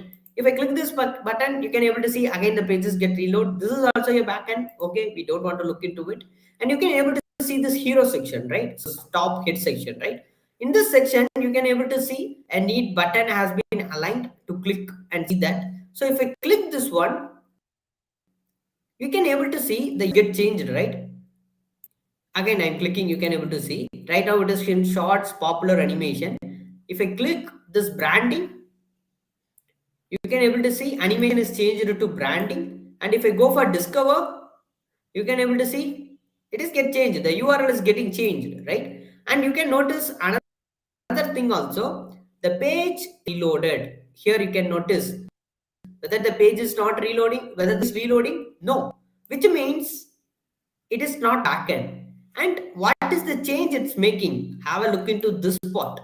You have H1, right? Trending product design of the games, and you can able to see explore innovative product design and including like this, something like this, right? So have a look into this spot. Be careful. If I click this, right now it is in e-commerce and games. If I click the typography, you can able to see this H1 is getting changed. Trending typography, lettering, and calligraphy. What's happened here, right? So it is changed. The text of my HTML is changed, right? And also you can notice the background, the video is playing in the background, a GIF image, right? So it is also getting changed. For example, right now you can see the infrastructure for innovation is playing. Once I click the illustration, you can able to see a black color shade is come, and right now it is showing information about something related to illustration. If I click the mobile, and you can able to see the mobile responsive video will be played in the background. You can able to see mobile design, right? So what's happening actually? So whether by using HTML and CSS, can we do this? No. By using HTML and CSS, we just see only. We cannot interact that much, right? So if I interact, then it will go for the backend. But here, it is a different statement. We have the HTML and CSS, and also we have the backend, but none of them is doing that. HTML and CSS is not doing this work, and also the backend is also not doing this work. So what is doing here? Whether JavaScript. Here we get the answer. So JavaScript is used for the interactiveness of the website, and it makes the website dynamic. So I will show which are all of the places that JavaScript has been used in this website, and you can go for any other website and you can able to understand that how JavaScript is working. For example, this one, for making this one, if I click this button, I need to change the HTML tag which has been returned here. I need to change the background image, which is the GIF image, and animation. You can able to see the changes, and the background image is also getting changed, and you can see popular. If I click, you will get the drop down. This is different. If I hover, I'm getting this is different. By using CSS, we can able to do it. But this is interaction. Clicking is an interaction. I'm interacting with the website. You can able to see, right? So how we can able to do JavaScript? If I click this, my filter, you can able to see an entire tag is get opened. If I again click it, you can able to see fade in, fade out, right? So the animation is happening. So what by using JavaScript it is built, and you can able to see this one, right? So they are created a small box of the design social media page too. So if I click this, you can able to see a neat page is created, right? And we can able to scroll it down, and we can visit it here, and from this page able to comment, and we can able to do whatever things, and you can see the animation happens, right? So if I click this, it will make some slide, it is showing some interaction, and what are the comments that has been added. And if I again click it, you can able to see it will like a door, like the windows, right? So if I smoothly is go and closing it, right? And you can able to see the into mark. If I click this, it will just gone without reloading the page. So what's happened when the page is reloading? It takes some time, right? So it takes some time to reload. So it is delaying the speed of the website. So that is why JavaScript is here. So without communicating with the server, we can able to create a dynamic web page. So that was we are doing. So maybe you are not getting what I'm saying, right? So let's see, what if the website, if the website is not used JavaScript, then how it is look like? Then you need to understand, right? So without JavaScript, I can able to create website, but with the JavaScript, we have, I cannot say without JavaScript you can create now website, but in the olden days. But now JavaScript is mandated. Let us see. Let us look into this triple website. How if the JavaScript is not used, then how the website will look. So what we can do means just go for here, the three tabs you have, and go for the settings. And if you go for the settings, it will open the browser settings. Come here and go for privacy and security. And once you reach the privacy and security, you can able to see the site setting, right? Somewhere here you can able to see the site setting. If I click the site setting, just scroll down, you can able to see JavaScript, right? You can able to see an option called JavaScript. If I click this, you can able to see two options. Site can use JavaScript. By default, every browser use JavaScript, and here you can able to see don't allow sites to use JavaScript. So if I change this option, now what's going to happen? JavaScript is not going to be work in my browser. Let's see without JavaScript how the triple website is working, how the triple website is look like. So just go here, and you can able to see here, right?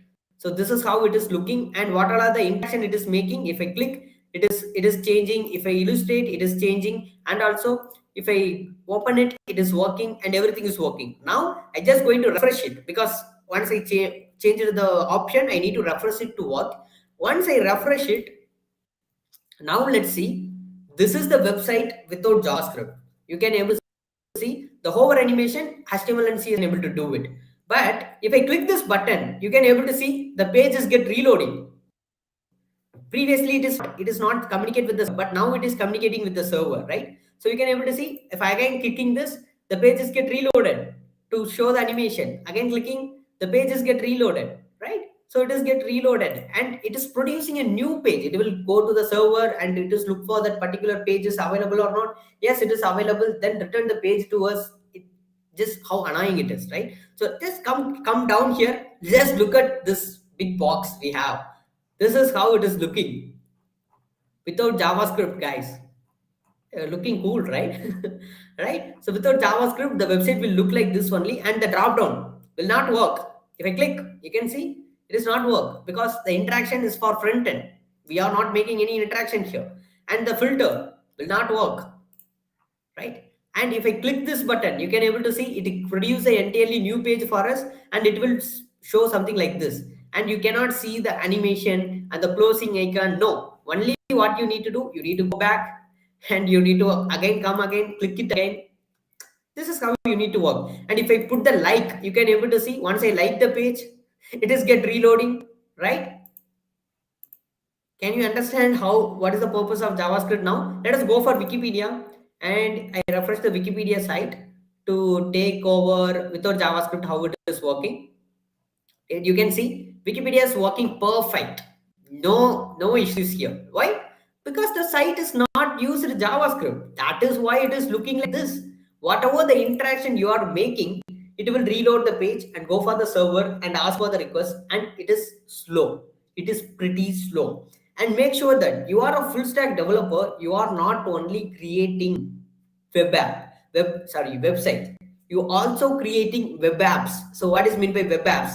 Google Maps is a web app, right? You can access it from your Google and like your browser also, and also your mobile. You can able to access it, right? So you can go for the mobile and you can able to access it.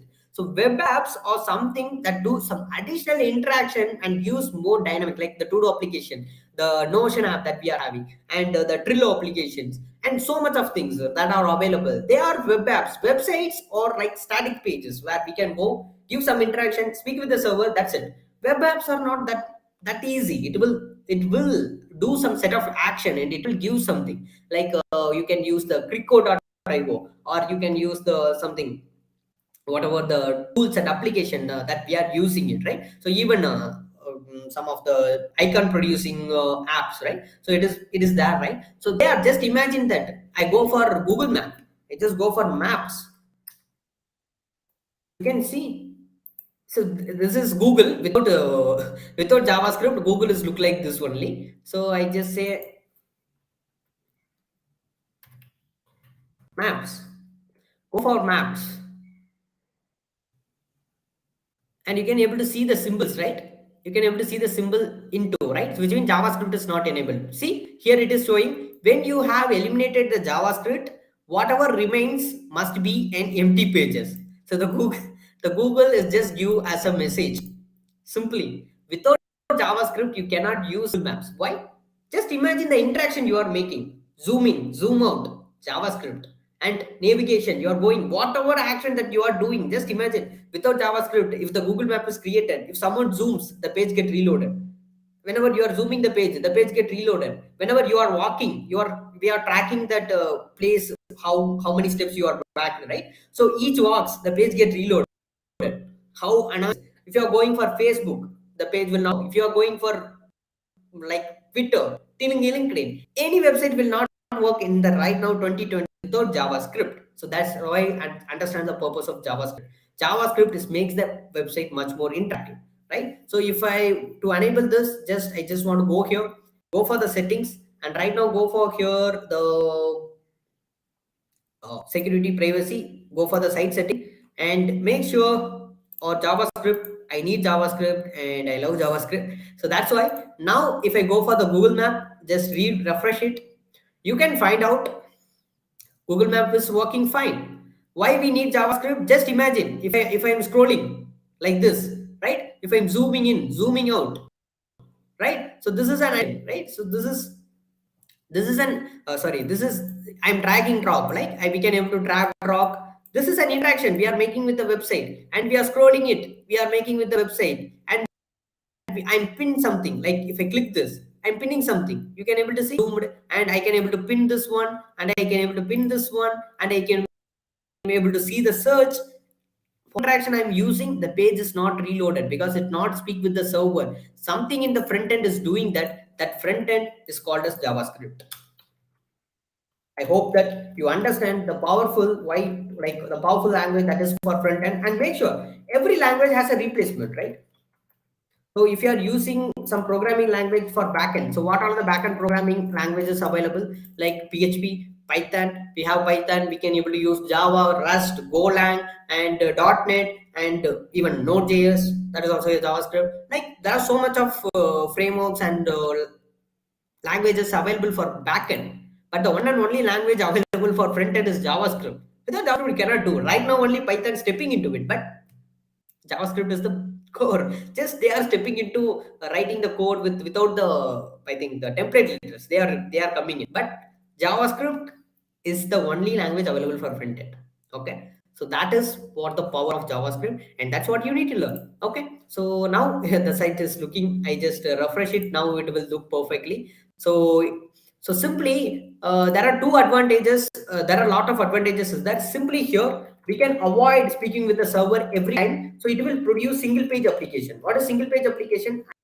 I'm in the single page. It will produce a dynamic application. We don't want to go for the server, and every time I'm making interaction, I don't want to go for the server and I get the information. I can generate my own sites. So that is the power of JavaScript. We itself generate our own sites. So that's our power of JavaScript. Okay. So that's what doing. So it will create the single page applications. It will really helpful. So the React JS, Angular, Vue, everything is built for that particular purpose. Okay. So by reducing that, what we will achieve speed. Just understand, I'm zooming in Google Map. It reloads. How annoying it is, right? The speed is right now. Everyone using Google Map. Everyone using Swiggy, Zomato, and we are tracking our address. Amazon, we are tracking our address. How it is possible? JavaScript. Using the JavaScript, we are able to track that, right? So that's what it will. It is speed that used to the internet. That's how the evolution has happened. Right now, we are in Web 2, right? So without JavaScript, nothing is possible. Okay, that's it. These are the main core objective. Then now we need to know how JavaScript is working, that how the language is doing that. Simply, JavaScript does not speak with the server or not speak with anything like database. No, it is not a backend, it is a front end. So what it is doing, it is speak with the browser. You hear it right, it is speaking with the browser like Google. Now what I did, I just go for the Google browser and I use the settings, and I just go for the privacy and security and site setting. What is meant by site setting? The site I'm working with, right? So a site setting I make inside JavaScript is there, right? So each and every browser has a JavaScript, like they have the option JavaScript site, and you can able to see how it is work with enabling, without enabling. Firefox, you can able to work with Safari, you can able to see JavaScript. Without JavaScript, no browser will not understand the interactness in the front end. Okay, so JavaScript is there. So just speak with the browser to make the interaction. Okay, so right now we use the Chrome browser to do that. So but the problem here, the doubt and the problem here, if you know the computer language is simply zeros and ones, right? So this is the computer language. Then how JavaScript, whatever the code that we are writing in JavaScript, how this browser is understanding? So simply, first of all, what is JavaScript? It is a dynamic language. We will write code in the native English, like we will say function, loops, you need to do this, you need to do that. Like that, we will do something. For example, I will write some code. I say let a equal to 10. So this is a code, JavaScript code. It is a language that it was in English, right? So I'm writing it and don't care about the code right now. So I'm writing it in English. You can able to see the number is there, right? So I do something. This is JavaScript. So at the end of the day, JavaScript is nothing but it's a file. Like HTML, it is a file. CSS, it's a file. Same like that, JavaScript is also going to be a file. Just simply a file. Then it is in English. How browser can understand? Just understand, if you don't know English, but till you are listening to me, will you understand? No, right? It is how does it work, right? We cannot understand something like that, right? So if I'm speaking with any other native language, or I'm speaking with Chinese, or I don't know Chinese, I'm telling example. I'm speaking with any other language, but that language you don't know whether you are here. No, we cannot understand anything, right? That's what happened when I'm writing the code in English, but the computer understand only zeros and ones. Then how they are speaking, how they are communicating? Well, for that only we have JS engine. What is mean by this? JavaScript engine. Each and every browser, the Chrome, Safari, Firefox, Brave, whatever browser, Opera Mini, Edge, Internet Explorer, not that. Okay, leave that Edge and Internet Explorer. Take any. Okay. So whatever the browsers are out there, they have something called as JavaScript engine.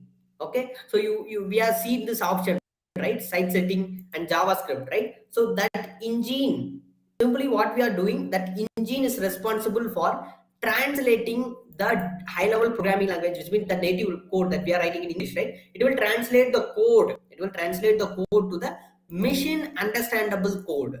it will reduce it to a byte level code. If it is an interpreter, if it is a compiler, it will use the optimized code of machine level, and it will use for us. So it will convert our code. So that is how simply, if I go for any website and I make any interaction, JavaScript tell to us, hey, if someone makes this interaction, then you need to change that. You need to change the H1. You need to change the background color. If someone clicks this, open a big card. If someone clicks this into mark, just close that. If someone scroll the mouse bar, then you need to zoom in. Scroll down, then you need to zoom out. So it simply speak with the browser, and it is telling the information what we need to do. I think hope you understand, right? So that's what it will do. So engine, each and every browser has a separate engine. So who created this engine? The browsers. Google created their engine to speak with browsers, to speak with JavaScript. So, and Firefox created, they have their own engine by the developers of Firefox. They created it, and they have their own engine. And like that, each and every browser, if just imagine how big Google Chrome, the product of Google, the Chrome is one of the biggest part, right? So we have, everyone is using Google Chrome, right? So without JavaScript, most of the Google product will never work.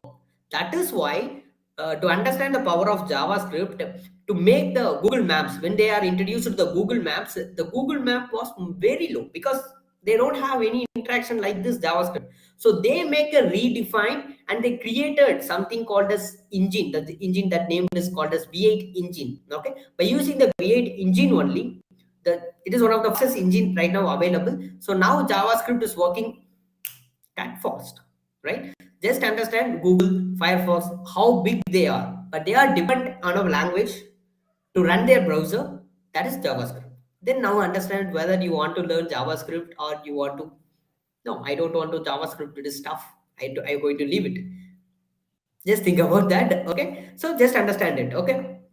So the problem here, we have an engine that is a translator that to translate our code to the machine understandable code, okay? So but the problem here, what we have is each and every browser has a separate engine, right? JavaScript, I have only one JavaScript file. V8 is the engine, and we have SpiderMonkey, that is the engine developed by Firefox. Like this, each and every browser has separate engine. So here comes the problem. Why? Because this run that I am taking JavaScript. Okay, so you are understanding somehow. And if you go for any platform or any other courses or any other YouTube channel, and in there some other persons is taking JavaScript, and you can able to understand much more better and even much more lesser, or like that, right? So that you can able to communicate with that person much more frankly, and you can able to get a person, and you can able to understand much more better, right? So it happens, right? So it is possible. That's what I'm saying. I have only one Java, but the engines which are translating are different. Is that Amazon and Flipkart, or both are e-commerce company, but both are doing the exact same thing? Amazon is a little bit better, Flipkart is much more better. I don't depend upon the company. I'm telling that they are in the same company, but their working process is different, right? So if I order it in Amazon, I will get it in one day, but that facilities is not available in Flipkart. Maybe, I don't know. I'm just asking. And I have some specific credit card. I buy it, I get some discount, but in Amazon that discount is not available, right? It happens. Why? Because even though they are giving the same service, online e-commerce service, but they are different. Their working model is different. The same thing, just understand, even though it is also an engine, the developers who developed their engine, the engines, they are different, right? So Google developer developed V8 for their browser, and Firefox developer developed SpiderMonkey for their website, right? So the engines are different, and if I giving the same code, maybe 80% it will be work, like 100% it will work in Chrome, because when I'm developing in the local environment, I use the Chrome browser, so it will work 100%. But when I apply the same website to Firefox, some code will not work. The reason, because the development process of Firefox is different. It is take something, it will leave something, right? So it is different, so it is not going to work. Then understand, if a browser is having Mac, they have Windows, they have Linux, they use different browsers, guys, right? They will use different browsers, and in that time our businesses get lost. The client who are using the website Mac users cannot able to access our website, it is going to happen, or Windows user cannot access the website, and if in Windows it will look like something crap, right? So it is look like that, no one is going to use it, is a loss of it, right? So now what is the problem? I need to create a website, but that website should run exactly same in all the browser. How we can do that? So that is why we have 𝐏𝐚𝐫𝐭𝐢𝐜𝐚𝐿. So this is European Computer Manufacturing Association. Simply an association. Okay. So they formed a set of rules and regulation. So what is the rules and regulation and whom? Right. So if rules and regulations are there, someone should follow it, right? So who? So they developed the rules and regulation how JavaScript should perform in browser. So they are telling these all are the set of rules and regulation. This is how JavaScript should perform. So they formed the rules and regulation. So based on the rules and regulations only, now all the engines are created. So because we know the end result, JavaScript should work like that, means even though they are creating different methods to create an engine, that's absolutely fine, but the end result is going to be same, right? So that is why we have the European computer manufacturer. So they said they formed the rules and regulation, and every time the new version, and it just announced by this 𝐾𝐽𝐸 only. So they will introduce some new version of JavaScript, not entirely new. Some updation is happening in the programming language every year, every month, every day also. Okay, so they will accept something and they will do some updation every things. Okay, so every year the 𝐾𝐽𝐸 standard is getting updated. The Chrome browser, Firefox browser, what they need to do, they need to update their engine according to how JavaScript is working. So if you are used the website before 2015 and 2016, the developers struggle a lot.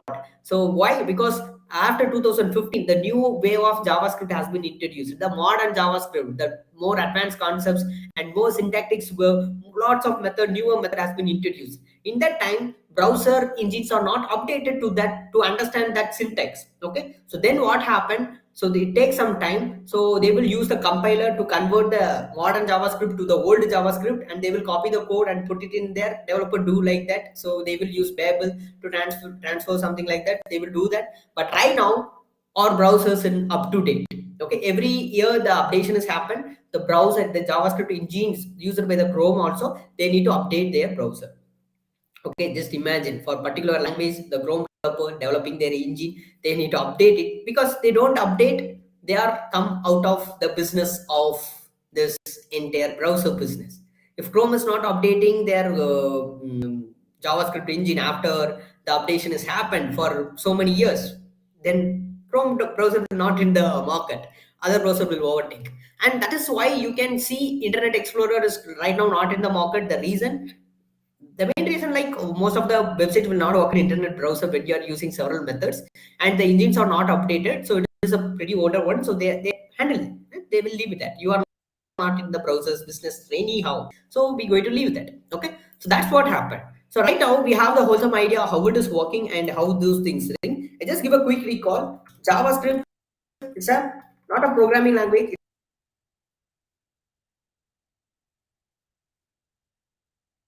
Was introduced in 1995. It is used for front end. And how JavaScript is working, it simply speak with the browser, and it make it what it will work of it. It will just change the HTML and CSS. HTML CSS manipulation. Just manipulate the HTML and CSS. That's what it will do. And once that is done, how it is doing by using JS engine. The JS engine is a translator. Okay, it converts your high-level programming language to bytecode, which means it will do that. Okay, and finally, what is 𝐾𝐽𝐸𝐼? 𝐾𝐽𝐸𝐼 is the governing body of JavaScript. Okay, it is the governing body of JavaScript it's the governing body of the JavaScript. Based on the rules and regulations only, each and every browsers create their engines to how JavaScript should work in the browser. Okay, so if you're familiar with this, kudos. You can able to answer all the questions that posted in the LinkedIn or in your what interview rounds. Most of the questions are come arise from that this only. So these are not concept oriented question. The question that came, what is JavaScript? Okay, so if you go for an interview, someone asks you related to JavaScript, they will be there. But some other concept oriented questions are there. For that we need to code. Okay, so now what we going to do? We're just going to recreate this triple. Okay, I go for triple. You can see that if I click this button, this h1 is created and this paragraph tag is changed, and also the background is changed, right? So what is simply it is? What simply it is? Simply, if I click this button, then I need to change the h1 tag of the HTML and also the background image of the HTML, right? So that is what we're going to recreate for the next 15 minutes. So just give it in the comment. If you have any doubts, just give it in the comment. I will reply to it. And I just going to prepare the environment. So if you have any doubts regarding till now, you can answer it. And at next form, it will be shared. Okay. So don't ask that doubt. Okay. At next form, it will be shared by the team little bit later. We will get that next form. Okay. So just give me the comment if you have any doubts still now. Okay. So right now, I just go for my browser, creating a new folder. So this is the folder that I want to create, and inside this I just go and I will open it this Visual Studio Code. Okay, so once that is done, what are the files that we need? We need index.html. Oops, don't want, sorry, I delete this. Just want index.html, and I want another file that is for CSS, that is going to be style.css, and I just going to create an app.js. Okay, so js is the extension to create a JavaScript file. Okay, once that is done, you will go for this index.html, and I just going to create the basic boilerplate. So what I'm going to do, basically I just going to set up something. Okay, some basic setup to do this actions. Okay, so I just going to create a div with an id of container, with an id of container. Okay, so this is what I just going to do with an idea of container. Inside this container, what I going to do, I just going to say div and another id, and here I just going to mention it as contain content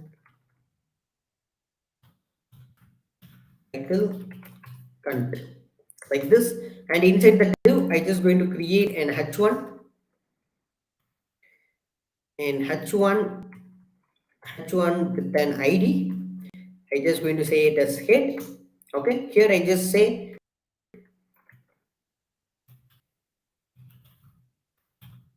hello everyone, to see you here, and like this. And next what I'm going to do, I just going to create a paragraph tag, and I just going to give an id para. Okay, here I just add some lorem ipsum, and I don't want much of this, so I just remove half of it like this. And inside that, the final thing is I just going to add a button with an id btn. Okay, so I just going to say btn. Once that is done, let us go with the live server. Go for the live server. You can able to see we have created. Now what I want to do means I just want to create, I just going to create some CSS property for this. So I just use this container. First of all, I just going to say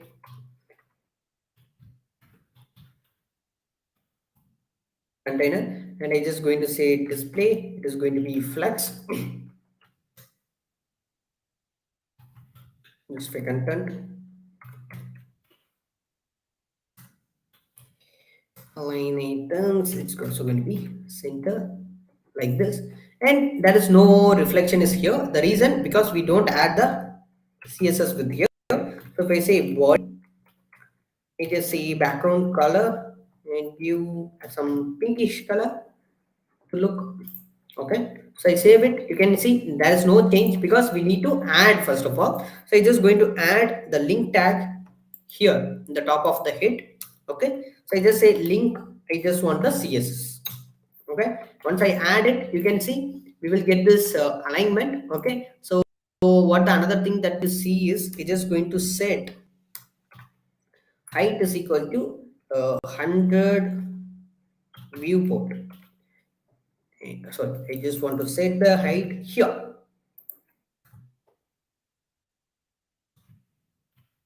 Okay, so now we have aligned here. So now the next thing what I'm going to do means I just going to select this ID. We have the title content and I just going to style it. So I just go here and I just going to paste it here and I will say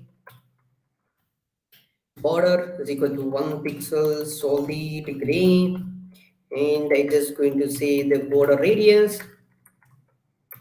Let me quickly finish it. Okay, 3% and I just say box shadow. It's going to be 0, 10 pixel. You can say blue to little bit like this. Fine, and I will give the padding to 5% and 14%. Like this, it will be look neat. Now it's fine for me. Okay, so and the next thing what I'm going to do, that's it. I don't want to do anything. Okay, so I simply here just say text align, it's going to be center. Okay, so now we have like the notification. So I just add the button, make the button some changes. Okay, so I just going to say the padding, it's going to be 3% and 10% like this, and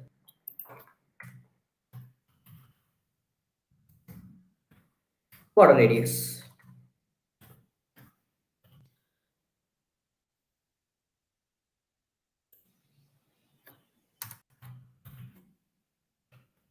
like this. Okay, so that's it. So this is what here, just understand.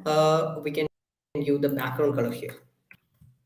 Color it's going to be, I just going to give aqua, anything like this. Okay, so let us contrast. I just give some contrast color, don't worry about that. So in Dribble, what is the animation that we have discussed?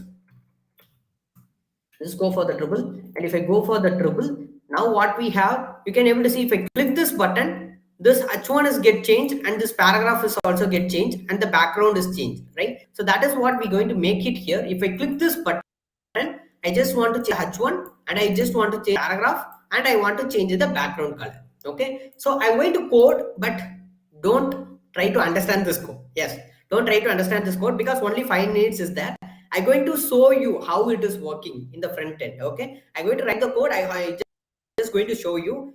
You want to learn much more deeper in here, then probably the 4 days. The last week we did the 4 hours, 4 days, 1 hour workshop in JavaScript. I completed that. That basics will really help you. You can just go to the YouTube and you can look into it. You will get the insight. So I will right now. I'm going to do the JavaScript code and I'm going to make this possible.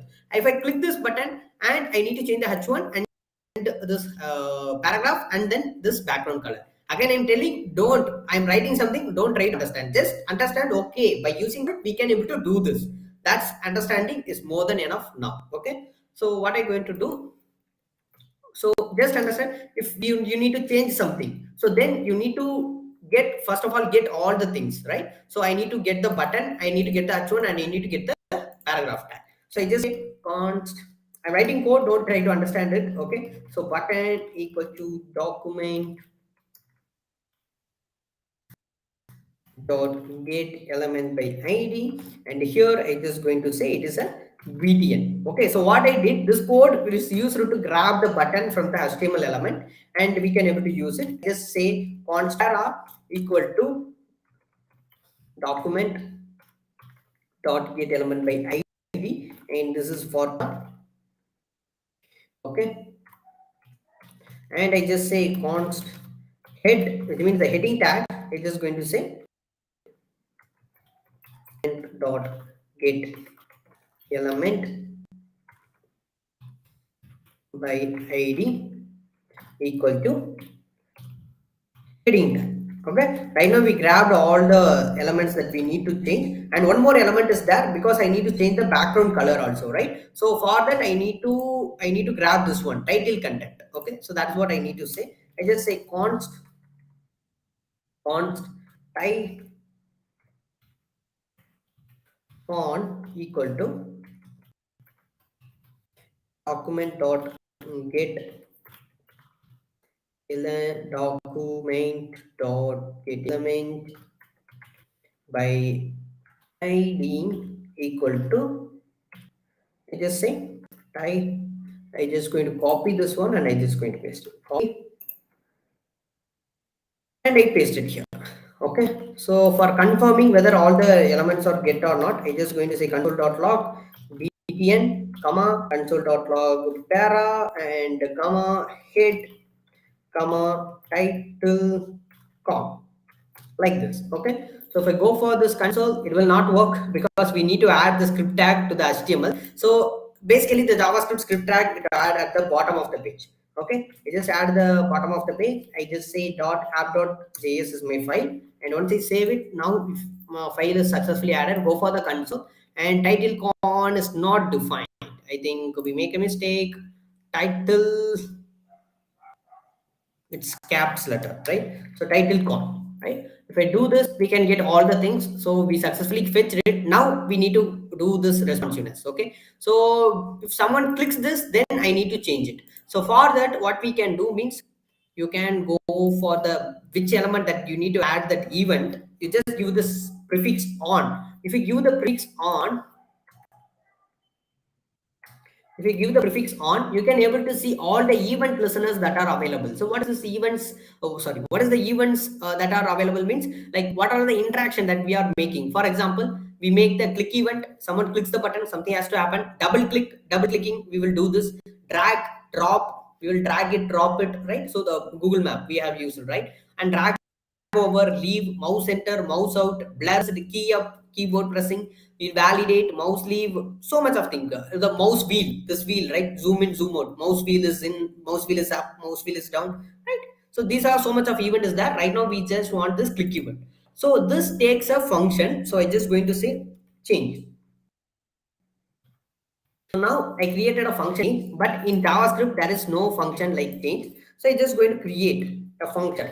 The function is nothing but it takes a block of code and it will execute when someone calls it. Okay. So here what I'm going to do, I'm going to make the changes. So whatever, if someone clicks this, this function is get executed. So if someone clicks this button, the function is get executed. So what I need to do, I need to change this background color, this h1 and then so much of things. So for that, what we have means we have, for example, if someone clicks the button, then I just say para dot inner HTML. What this inner HTML will do, the inner HTML change the inner text of the element.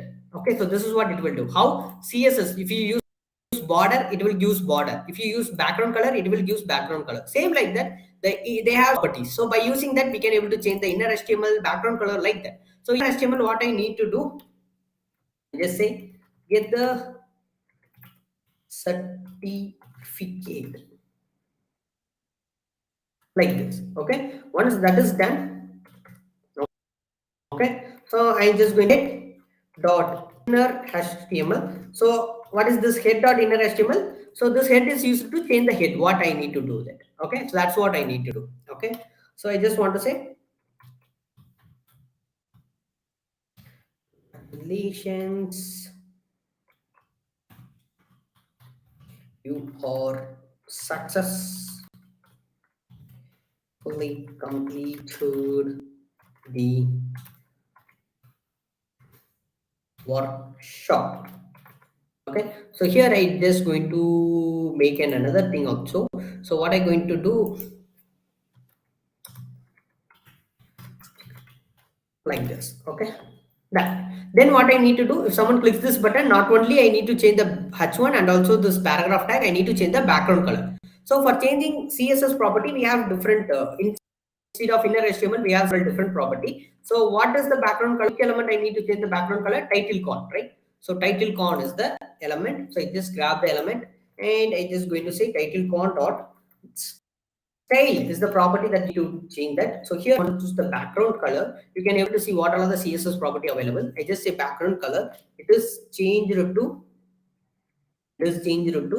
what we can say like orange like this. Okay, so kudos, that is done. If I go and click this, okay, I think okay, so the background property is okay, so we made a mistake here. So in the inner HTML, it's not a small case, it's a capital letter. So that's what I made a mistake. So I just going to here, I going to change this to HTML like this. Okay, so if I refresh it, you can able to see our website. If I click, you can able to see congratulations, you successfully completed the workshop, get the certificate, change me.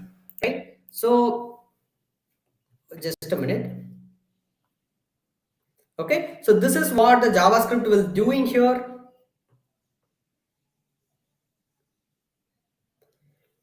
Okay, so that's what JavaScript is doing. So this is what we have created, a simple. Right now I created a notification, right? So I created my notification for our own channel. So if I click this button, it's just say congratulations, you have successfully completed the workshop and get the certificate. Make sure you are subscribe to us. Okay, so make sure that. And I changed the background color also, right? So this is actually happening here. If you click this, the background image is changing. How I changed the background color, you can able to change the background image, and also the h1 is changing. I am changing the h1, and also the paragraph is changing. I am changing the paragraph.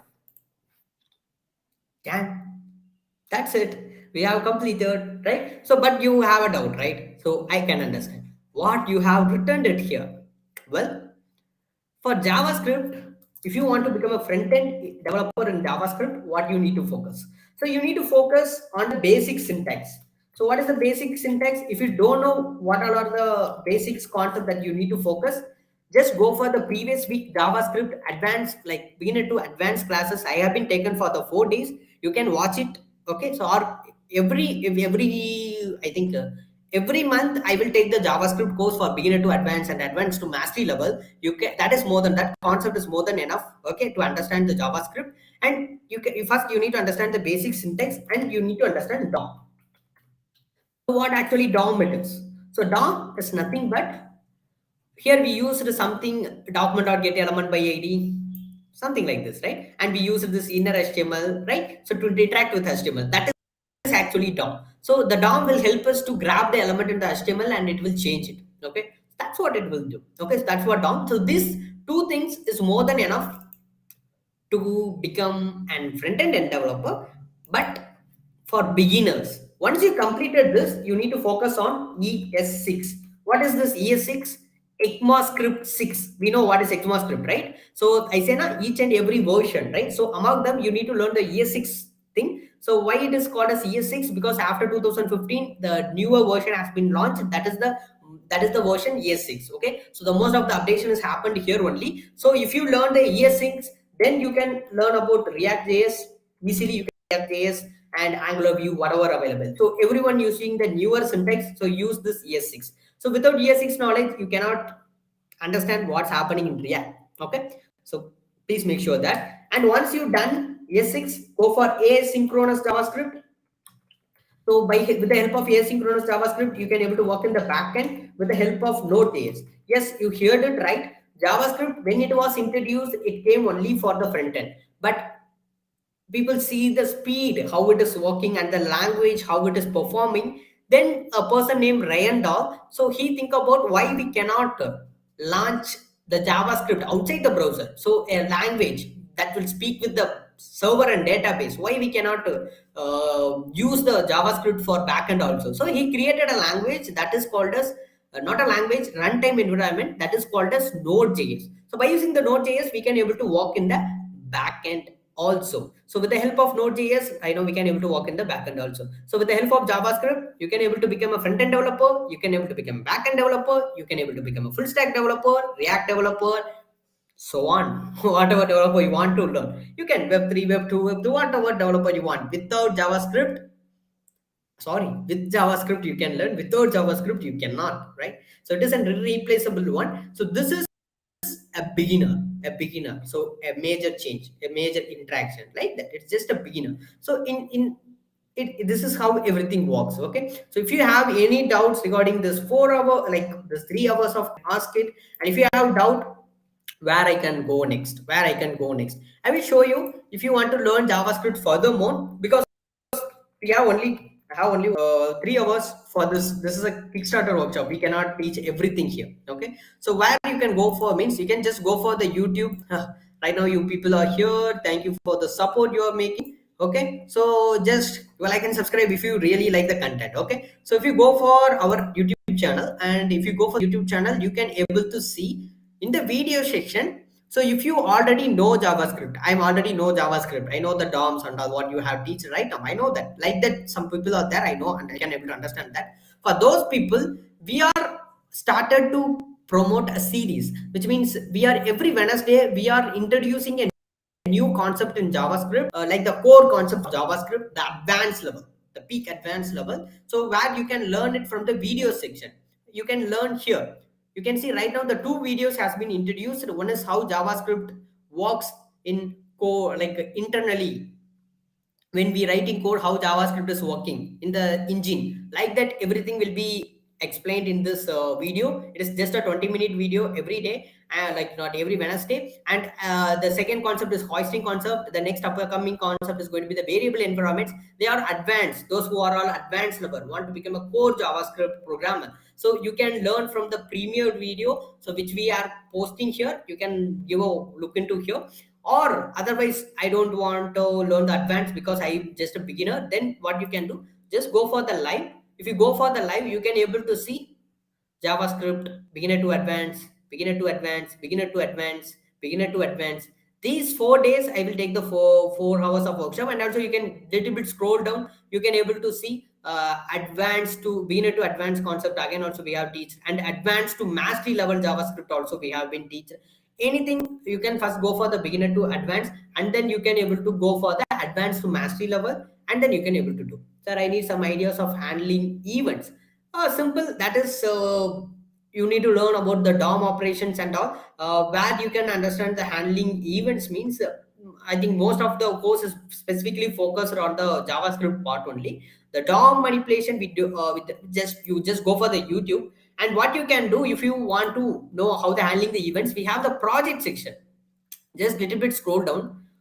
We have the 5 days 5 project, like that. This one you can see 9 projects by JavaScript for just 3 hours we have been taken. And also we have created 1 day 1 project, like that we have created also. If you scroll down, you can able to find the section also. Okay, so by this one, JavaScript project, JavaScript 5 days 5 project, you have a look into that. Then you can get understand how to handle the events for each and every different things. So simply we will create the carousels and some of the interactive application, counting numbers, so much of things. So that will really helpful you guys, and you can able to understand much more. Okay, thank you sir, thank you.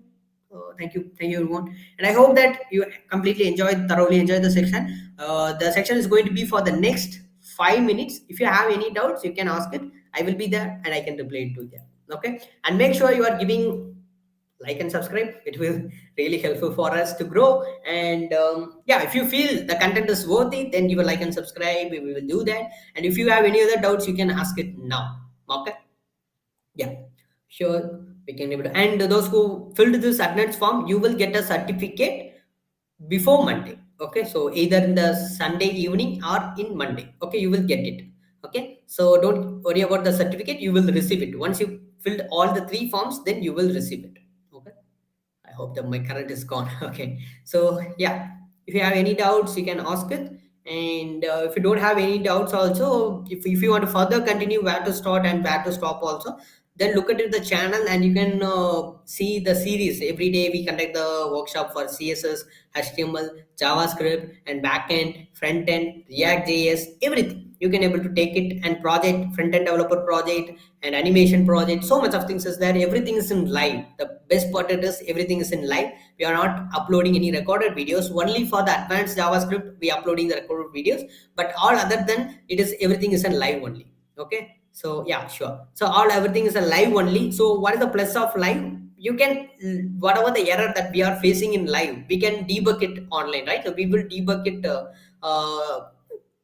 we will debug in live itself, right? So then you can able to go through how it is working. Okay, so this error we will get this. This is how we need to debug. I know you can able to understand like that. So that is the reason we are putting more live compared to any other things. Thank you all guys, and please make sure that people who love the content just give a like and subscribe little bit and give a